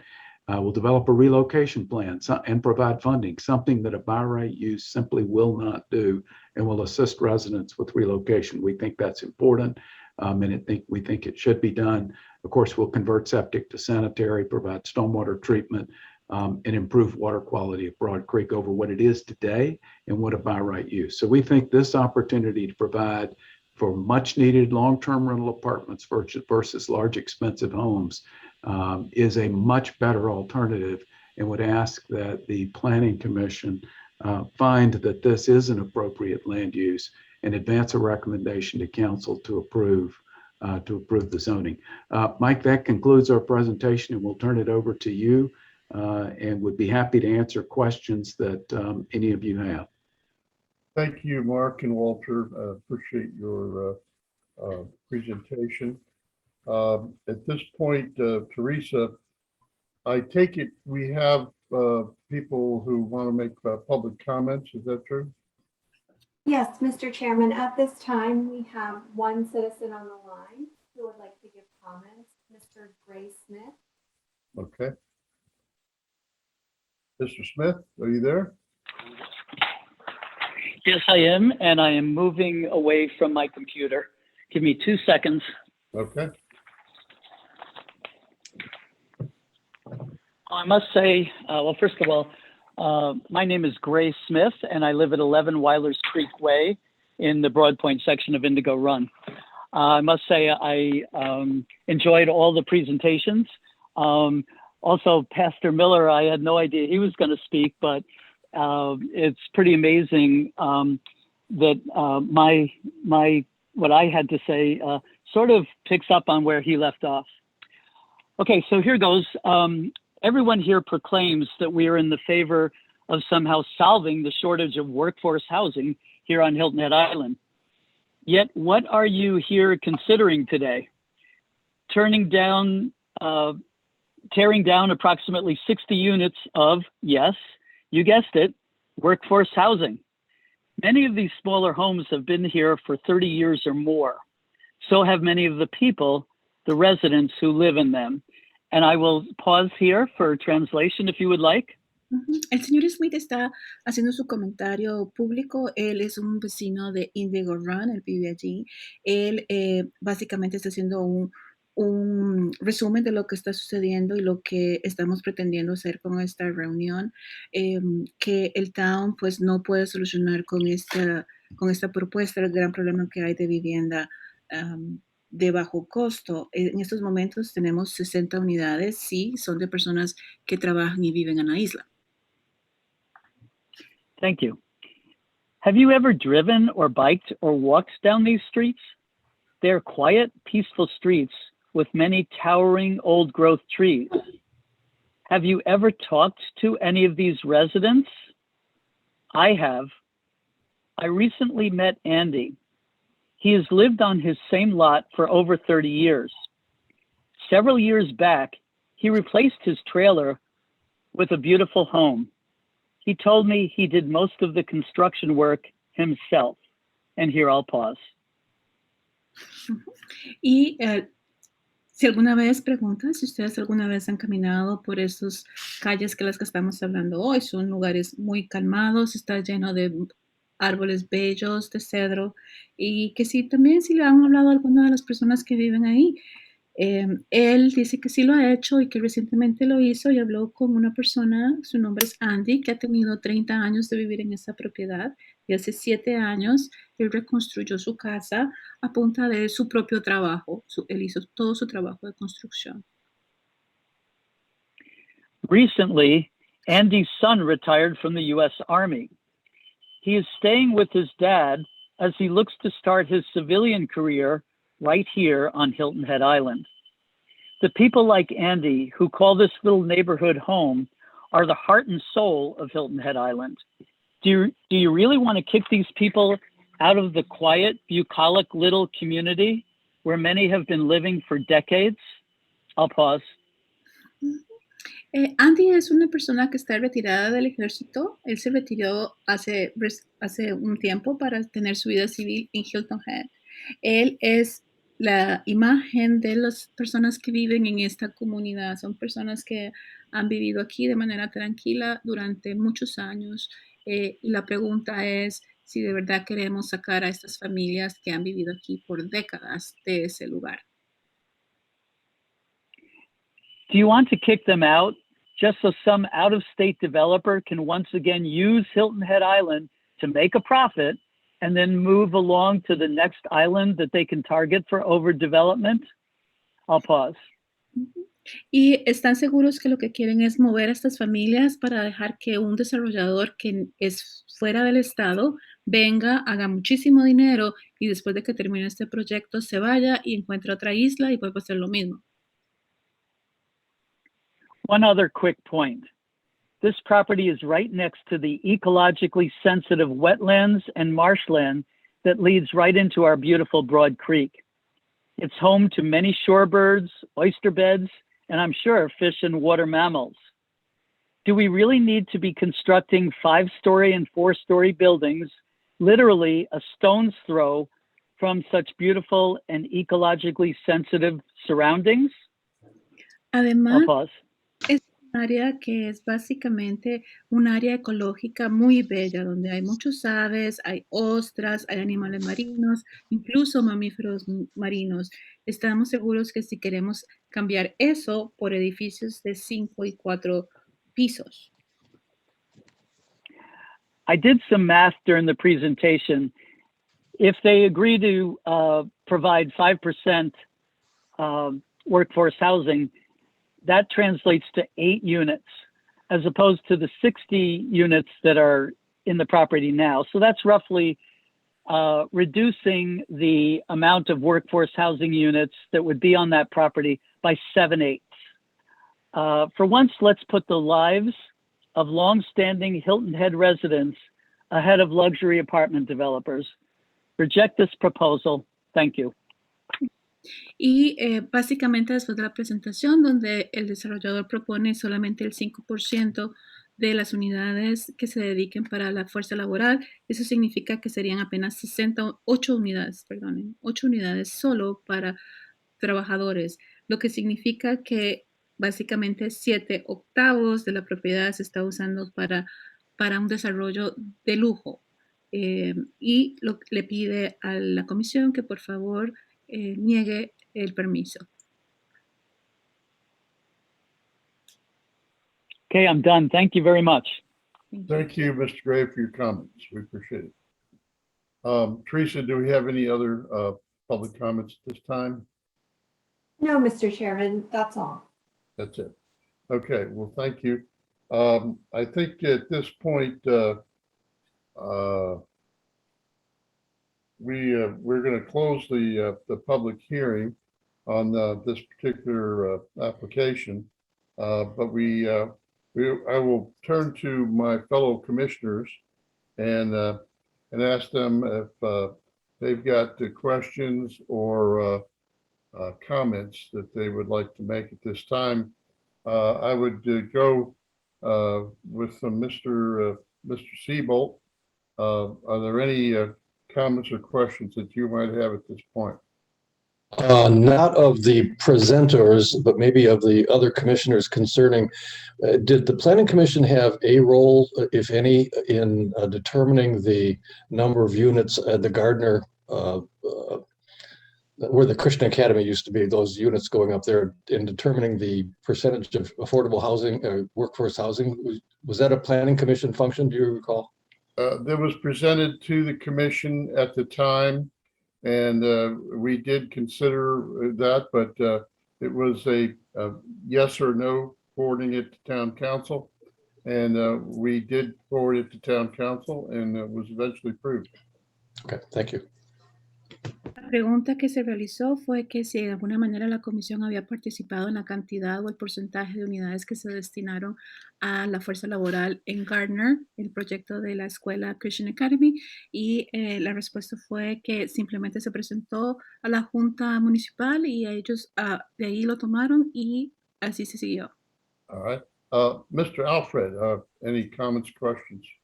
Yes. First, I was impressed with the project that Mr. Jones has described, and also very impressed with the presentation that Mr. Baker made.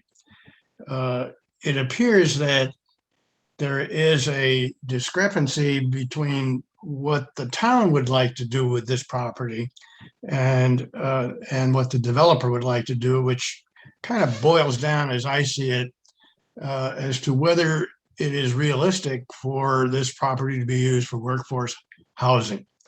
Obviously, the developer thinks it is not. But my view is that from the town's perspective, we haven't tried all the steps that we need to take in order to pursue the workforce housing effort. And as mentioned by Reverend Miller and others, it remains for us, I believe, and council as well, to consider the use of existing town-owned property, to consider financial incentives and various other things that might push this along. From my perspective, it's too early to throw in the towel as to whether or not we can do workforce housing. And there's a related aspect that also concerns me. Having the town publicly stated that this parcel is one of the ones that it would like to consider for workforce housing, and along comes a proposal that wants the same density but no workforce housing, it looks like we're kind of throwing in the towel too easily, and I think it would be a disincentive for developers who might want to do workforce housing. That's the end of my comments. Thanks. Thank you, Mr. Alfred. Next, I would call on Mark O'Neill. Turn on your mic. You're silenced there. There you go. Someday I'll get that right. First of all, I want to thank the applicant for the attempts to accommodate here based upon the feedback that they've been getting, both from commissioners and I assume some feedback sessions that you've had with Crosswinds and Indigo Run and others.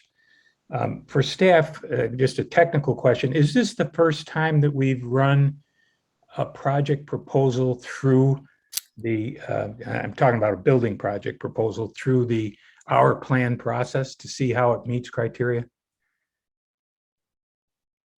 Teresa? This is Nicole. I can answer that, I think. I believe we looked at the hour plan criteria, although I don't know if it was adopted yet. I don't have the dates in front of me with the 55 Gardner project. I will say, though, that with the 55 Gardner project, the question was asked earlier about the percentage of workforce housing. We didn't have, the town had not adopted the workforce housing program at that point. Mhm. We do have that in place now. Okay, thank you. In terms of the applicant, what was the type of, just briefly, what was the type of feedback that you got from the groups in the community, and how supportive or unsupportive were they of the project? Yeah, I'll address that. Thank you, Mr. O'Neill. We had a very robust set of community engagement meetings over the past 6 months with this project. Many have said, as mentioned here today, wow, wouldn't it be great if we could preserve the manufactured home site, the mobile home site that's there today. And the only way everybody recognizes for true workforce housing to happen on this site is for significant public contribution to occur, either with outright purchase of the land and then using that land in the workforce housing program that we've seen recommended by the consultant. And the others are, hey, let's moderate the building massing and make sure that it's pulled off of the property line, and that there's good buffering and setback. Let's make sure we protect Broad Creek, which we're doing with good stormwater treatment, and preserve the tree canopy, and all of those things that are elements of this plan reflect the input that we've gotten both from staff and all of the community meetings that we've had throughout.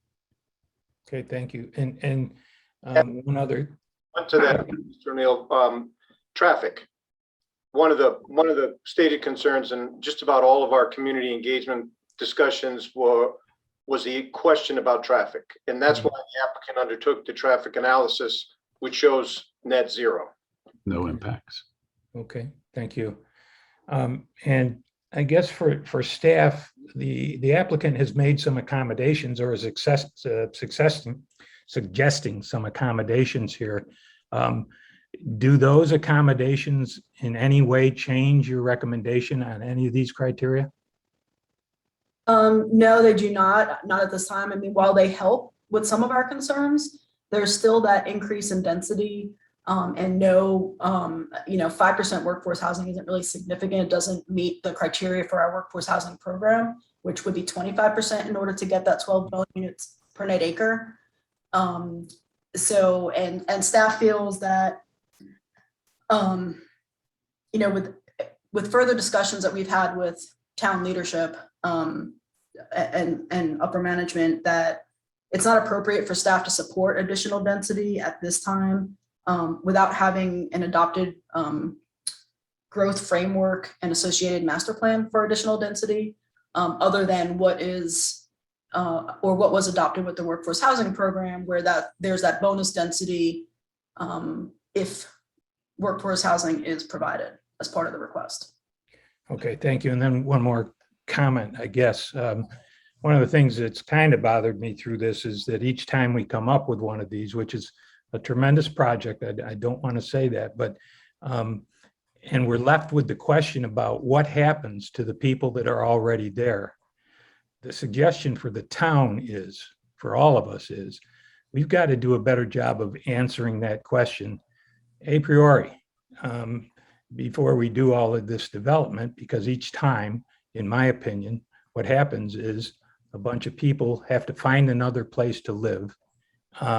And I appreciate too that the applicant is helping in that process, but it still is something we better take on globally, or whenever one of these projects comes up against an unaffordable housing program, that program is the one that's going to lose. So I appreciate the time, Mr. Chairman. Chairman Scanlon, if I could make one point for a second, I just wanted to point out, Nicole's completely correct. And I just also wanted to add that staff is concerned about the 55-foot height that's still proposed by the applicant.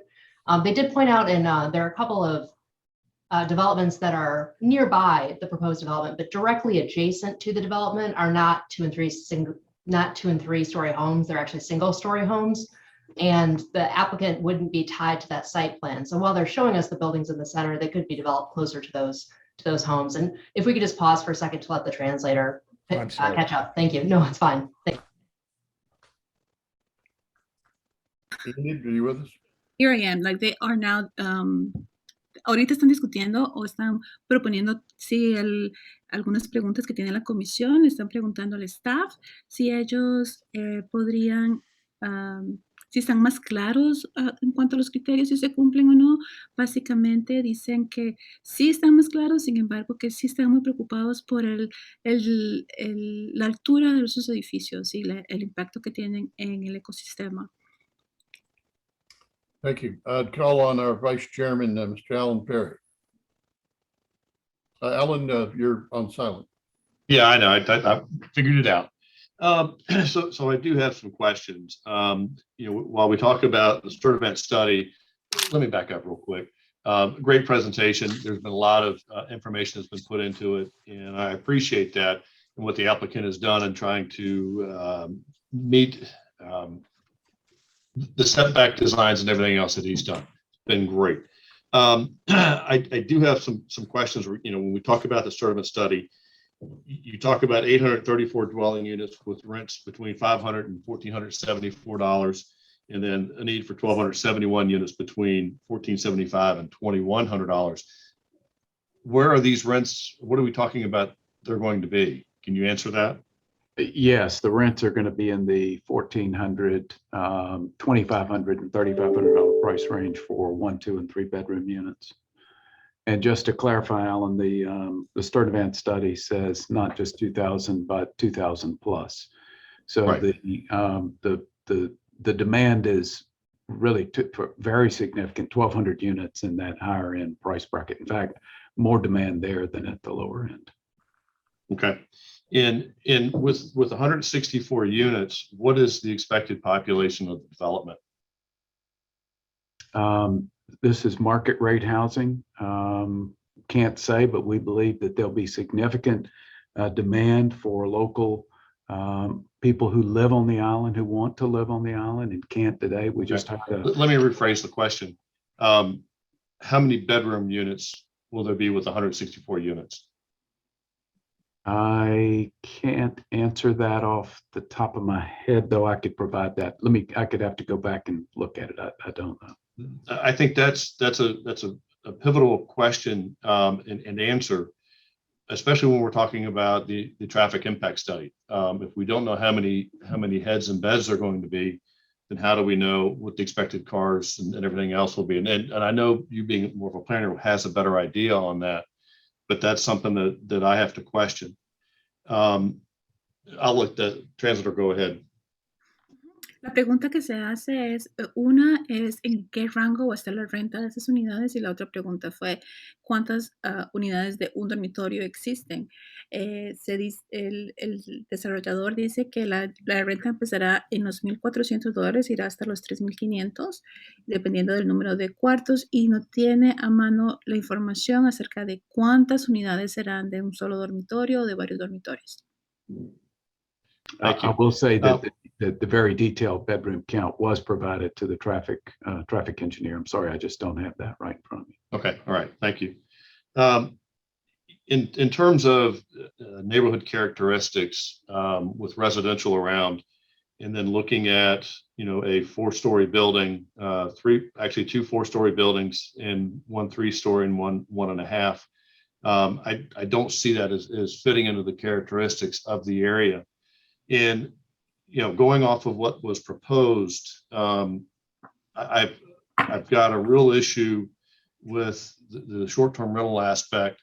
We're talking about what is needed on the island, and we've got a 1-bedroom at $1,400, 2-bedroom at $2,500, and how that fits in,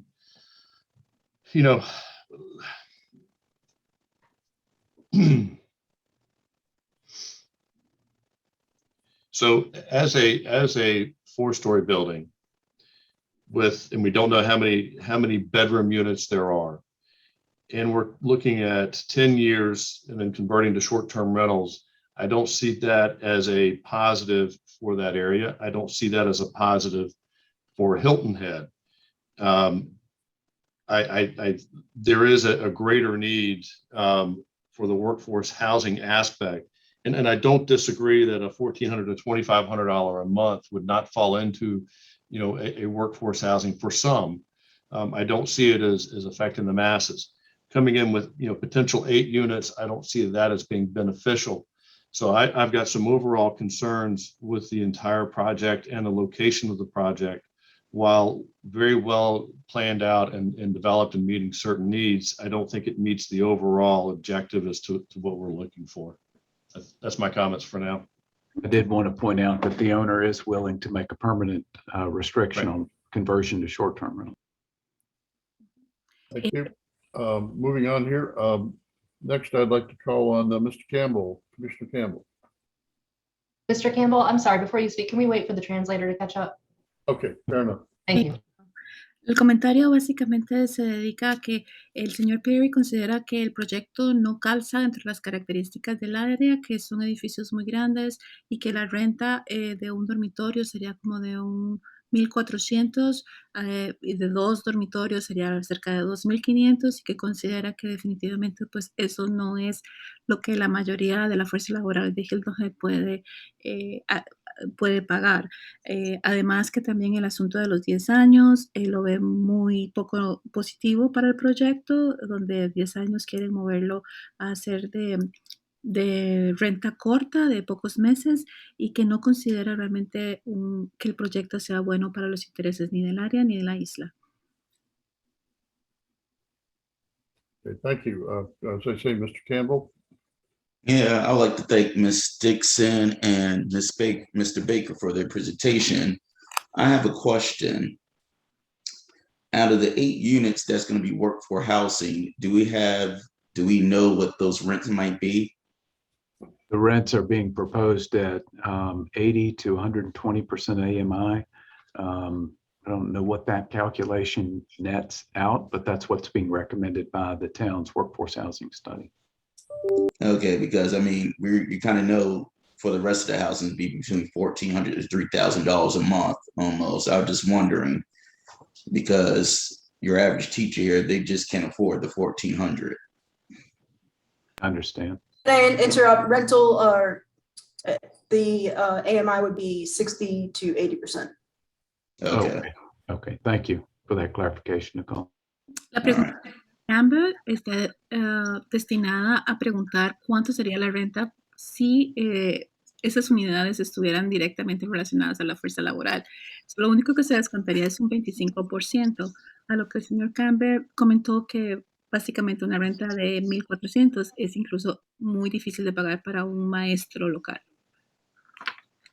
Anything else, Mr. Campbell? Yeah, do the proposed applicant, do they have like a dollar amount that they're going to give to the residents there for relocating? We've not stipulated the exact amount yet, but they're in conversations with Deepwell and other nonprofits to begin to figure out what those costs are. I'll point out that, if it's a by right use and the property does not get rezoned, all of the terms and conditions that are being proposed, of course, don't apply to the site as it's developed under existing zoning rights. Okay. La segunda pregunta que hizo el señor Campbell se refiere al tipo de ayuda que el desarrollador le daría a las personas que viven en esa área, a lo que el desarrollador contesta que si no se hace una rezonificación del área, pues esa ayuda pues no se proveería. En caso de que haya una rezonificación, ellos estarían disponibles a trabajar con Deepwell y con otras organizaciones de caridad del área para ayudar a las personas que viven en ese momento, pero sin rezonificación eso no sucedería. That's all I have for now. Thank you, sir. Moving on, Commissioner Tom Hens. You're on silent. Mr. Chairman, thank you. First of all, you didn't warn me how challenging these considerations would be. very strong and reasoned presentations by both staff and Walter and Mark. So kudos to everybody for all their work and preparation for this. I know how important it is for the community. So this is a challenge. As far as the workforce housing goes, I think this isn't that conversation right here.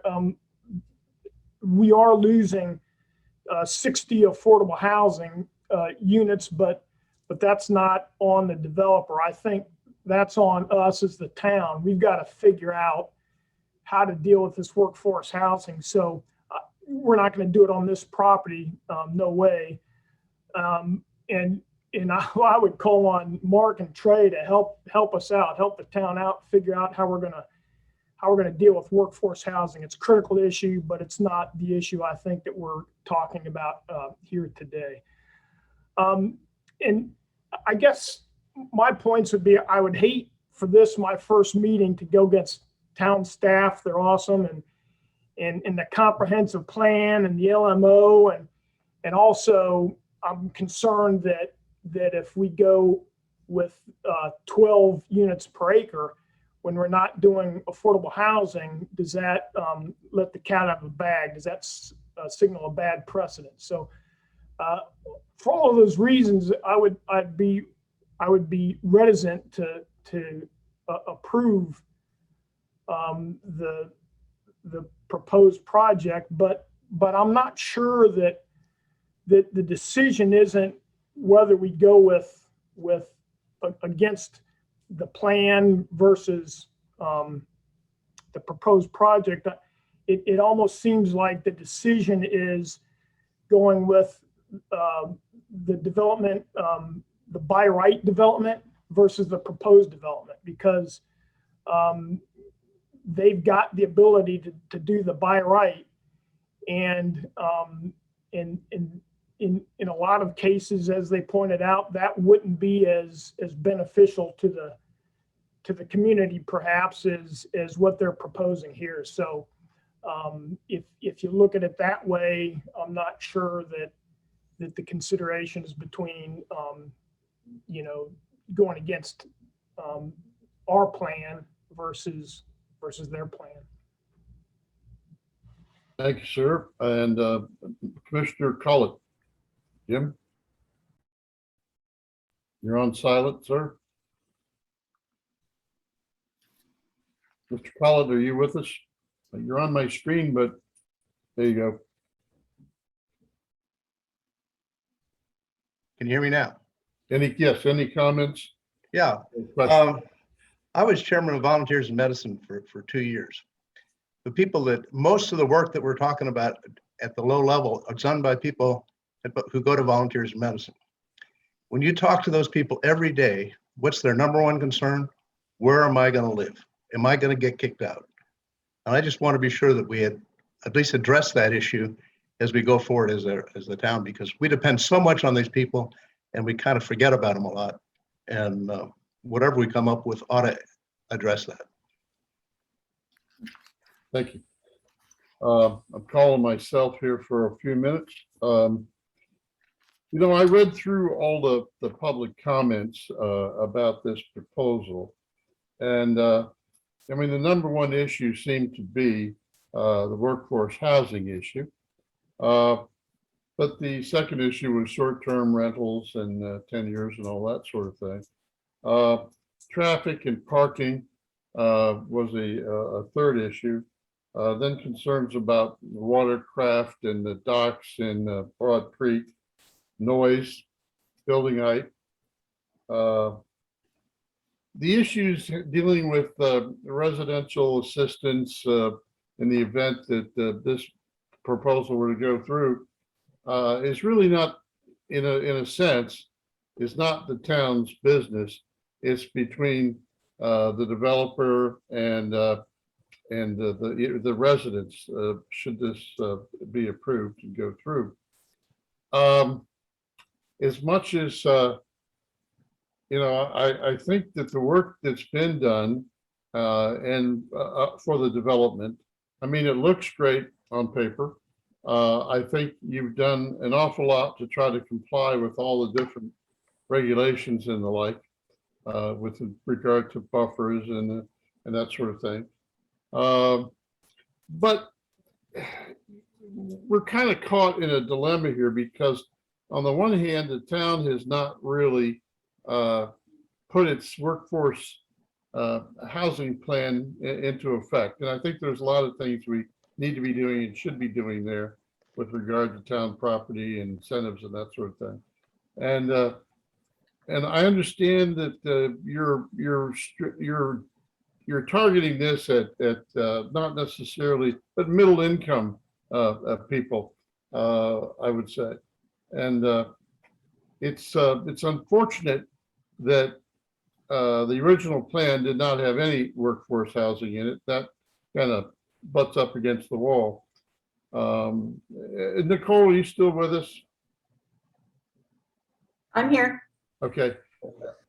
And I think Mark referred to this point a little bit earlier, but had the conditions of putting some workforce housing into the project and some of the things that the developers are willing to do with regard to short-term rentals and that sort of thing, with those sorts of things which have come forward today, were they part of your deliberations as you guys came to an opinion on this project?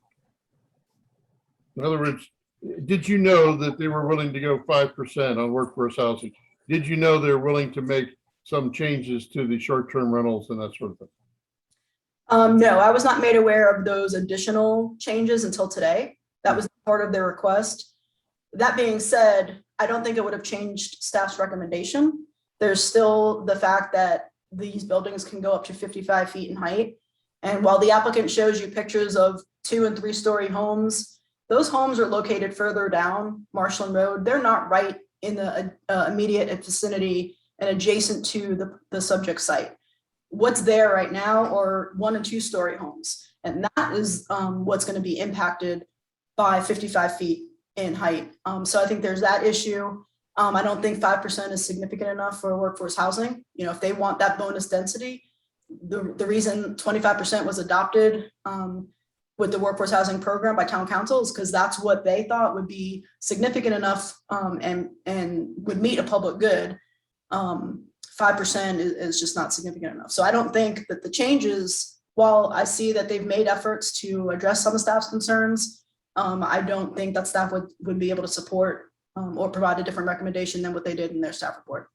Thank you. Enid, would you like to step in at this point? Sure. Los 3 últimos comentarios están relacionados al señor Haynes.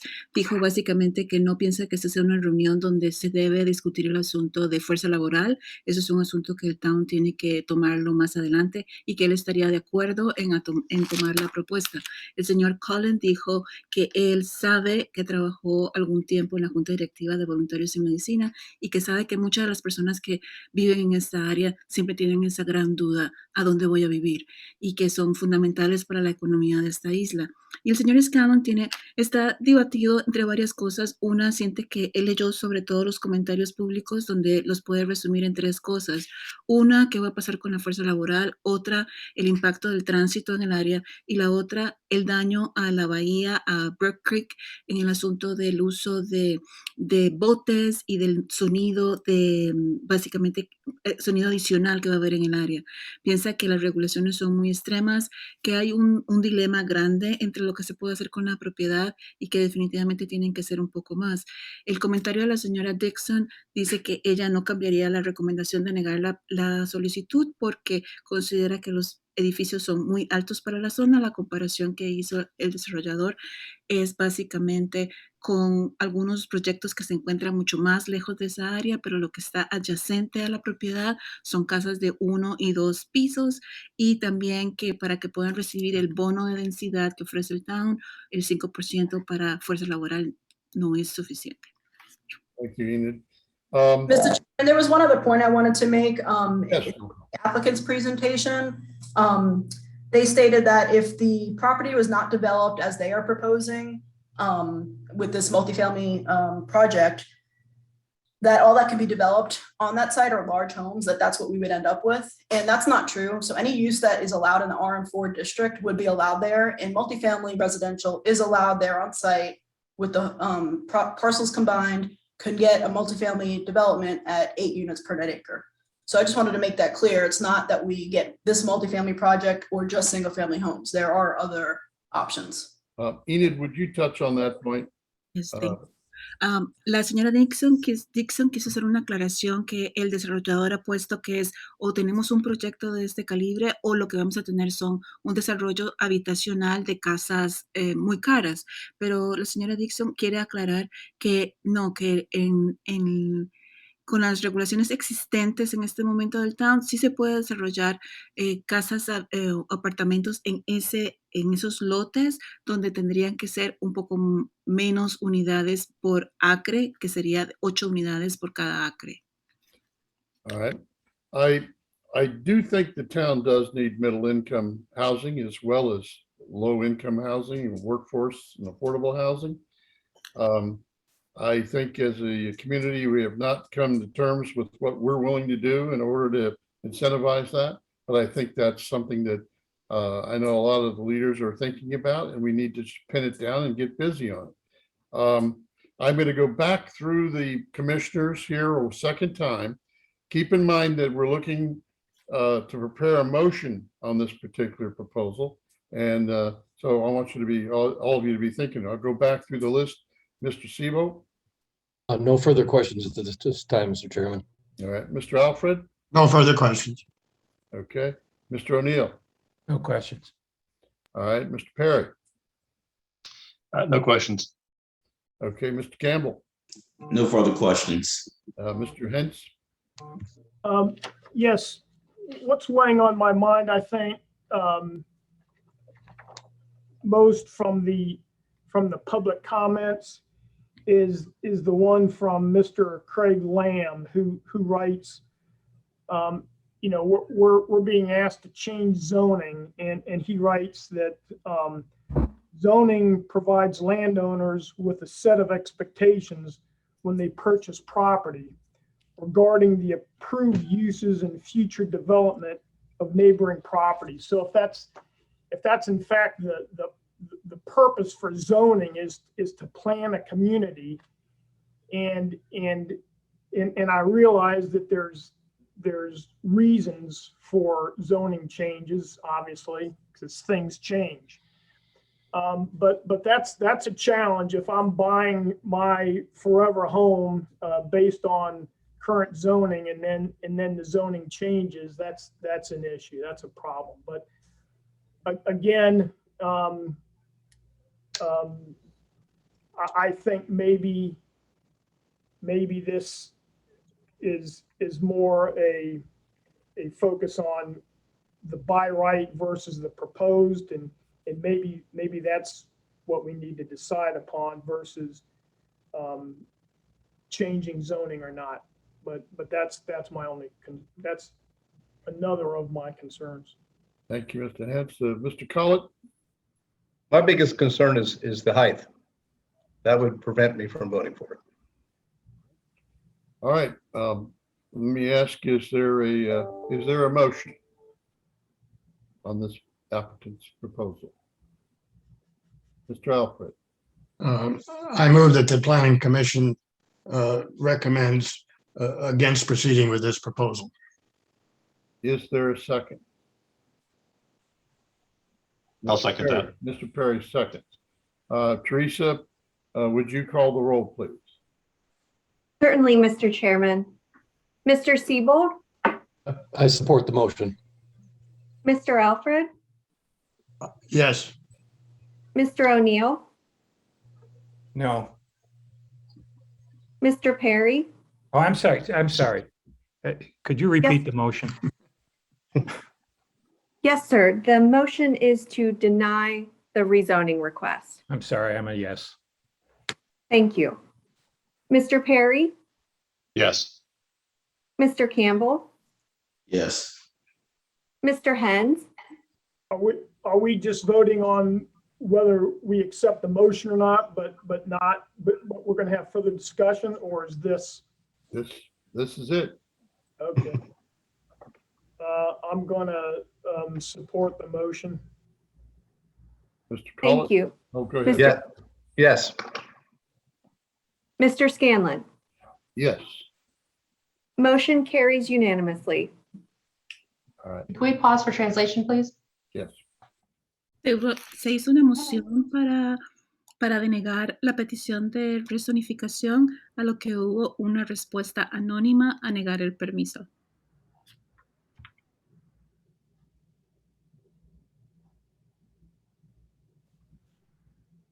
All right. I guess we're moving on at this point to commission business. If members of the commission want to discuss Pastor Miller's comments earlier in the meeting, now's the appropriate time to do that. If the commission decides it wants to take any action, Mr. Miller's comments, then we'll need to notify the public by placing any item on a future agenda. Is there any discussion on on Pastor Miller's comments? Mr. Perry? Yeah, so I'd like to make a recommendation that I don't know if it would be from town staff or if it'd be from our commission, but there are some buildings next to USCB that I think would be ideal for refurbishment, rehashment, to consider housing for students, which could be year round, and it also could provide some additional workforce. So I think if the town would take a look at some planning opportunities for those areas to come up with a master plan that would be allowable or not, I think that would be very beneficial.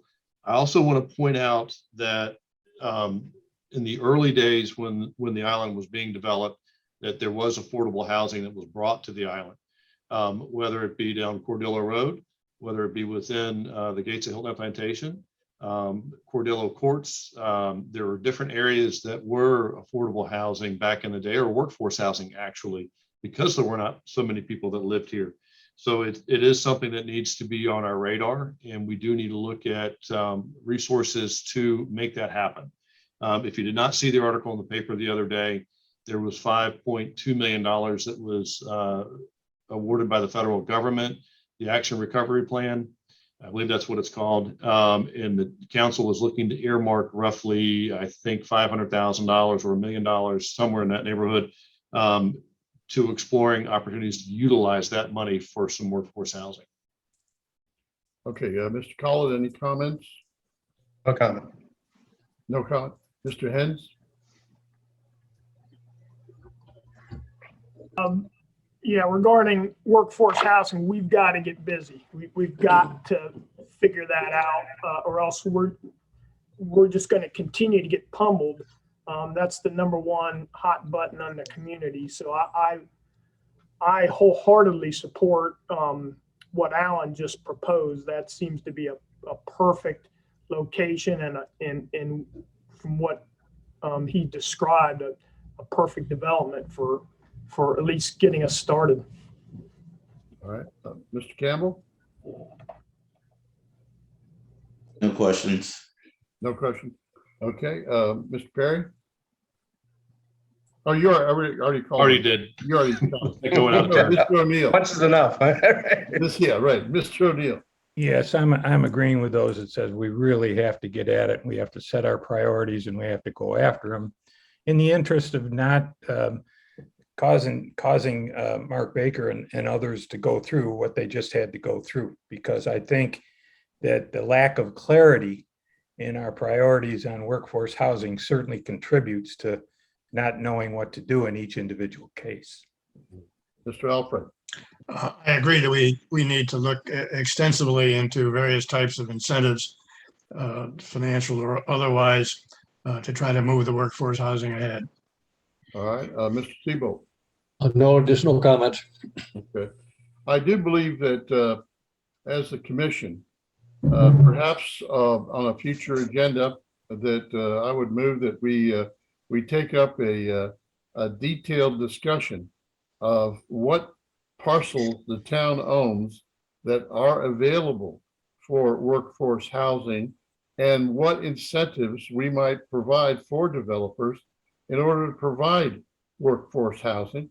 And in other words, whether it could be anywhere from free land to discounted land to various other types of tax incentives and others to see if we can't get this ball rolling a lot quicker than it is. So I would move, and if there's a second, I would move that we put on the agenda at a future meeting a complete briefing from town staff on what parcels are available, could be available, and what restrictions there are on other properties that we might be able to look at for workforce housing. I'll second that. Second. Mr. Perry, second? Yep. Right. All in favor of show of hands? All right. Thank you.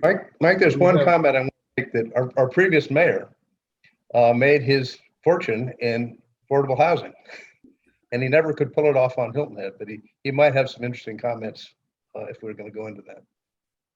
Thank you, Mr. Collett. We'll ask staff to, on a future meeting, for us to really delve into this matter of which parcels the town has available and what incentives might be proposed for town council.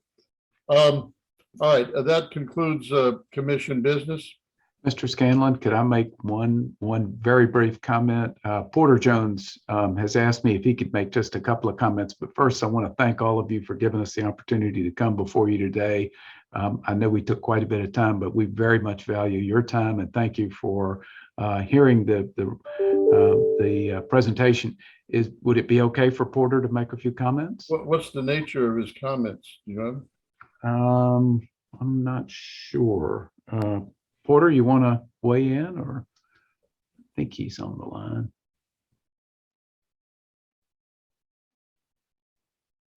Yeah, this is Porter. Can everyone hear me? To what are you speaking, sir? Well, I was gonna try to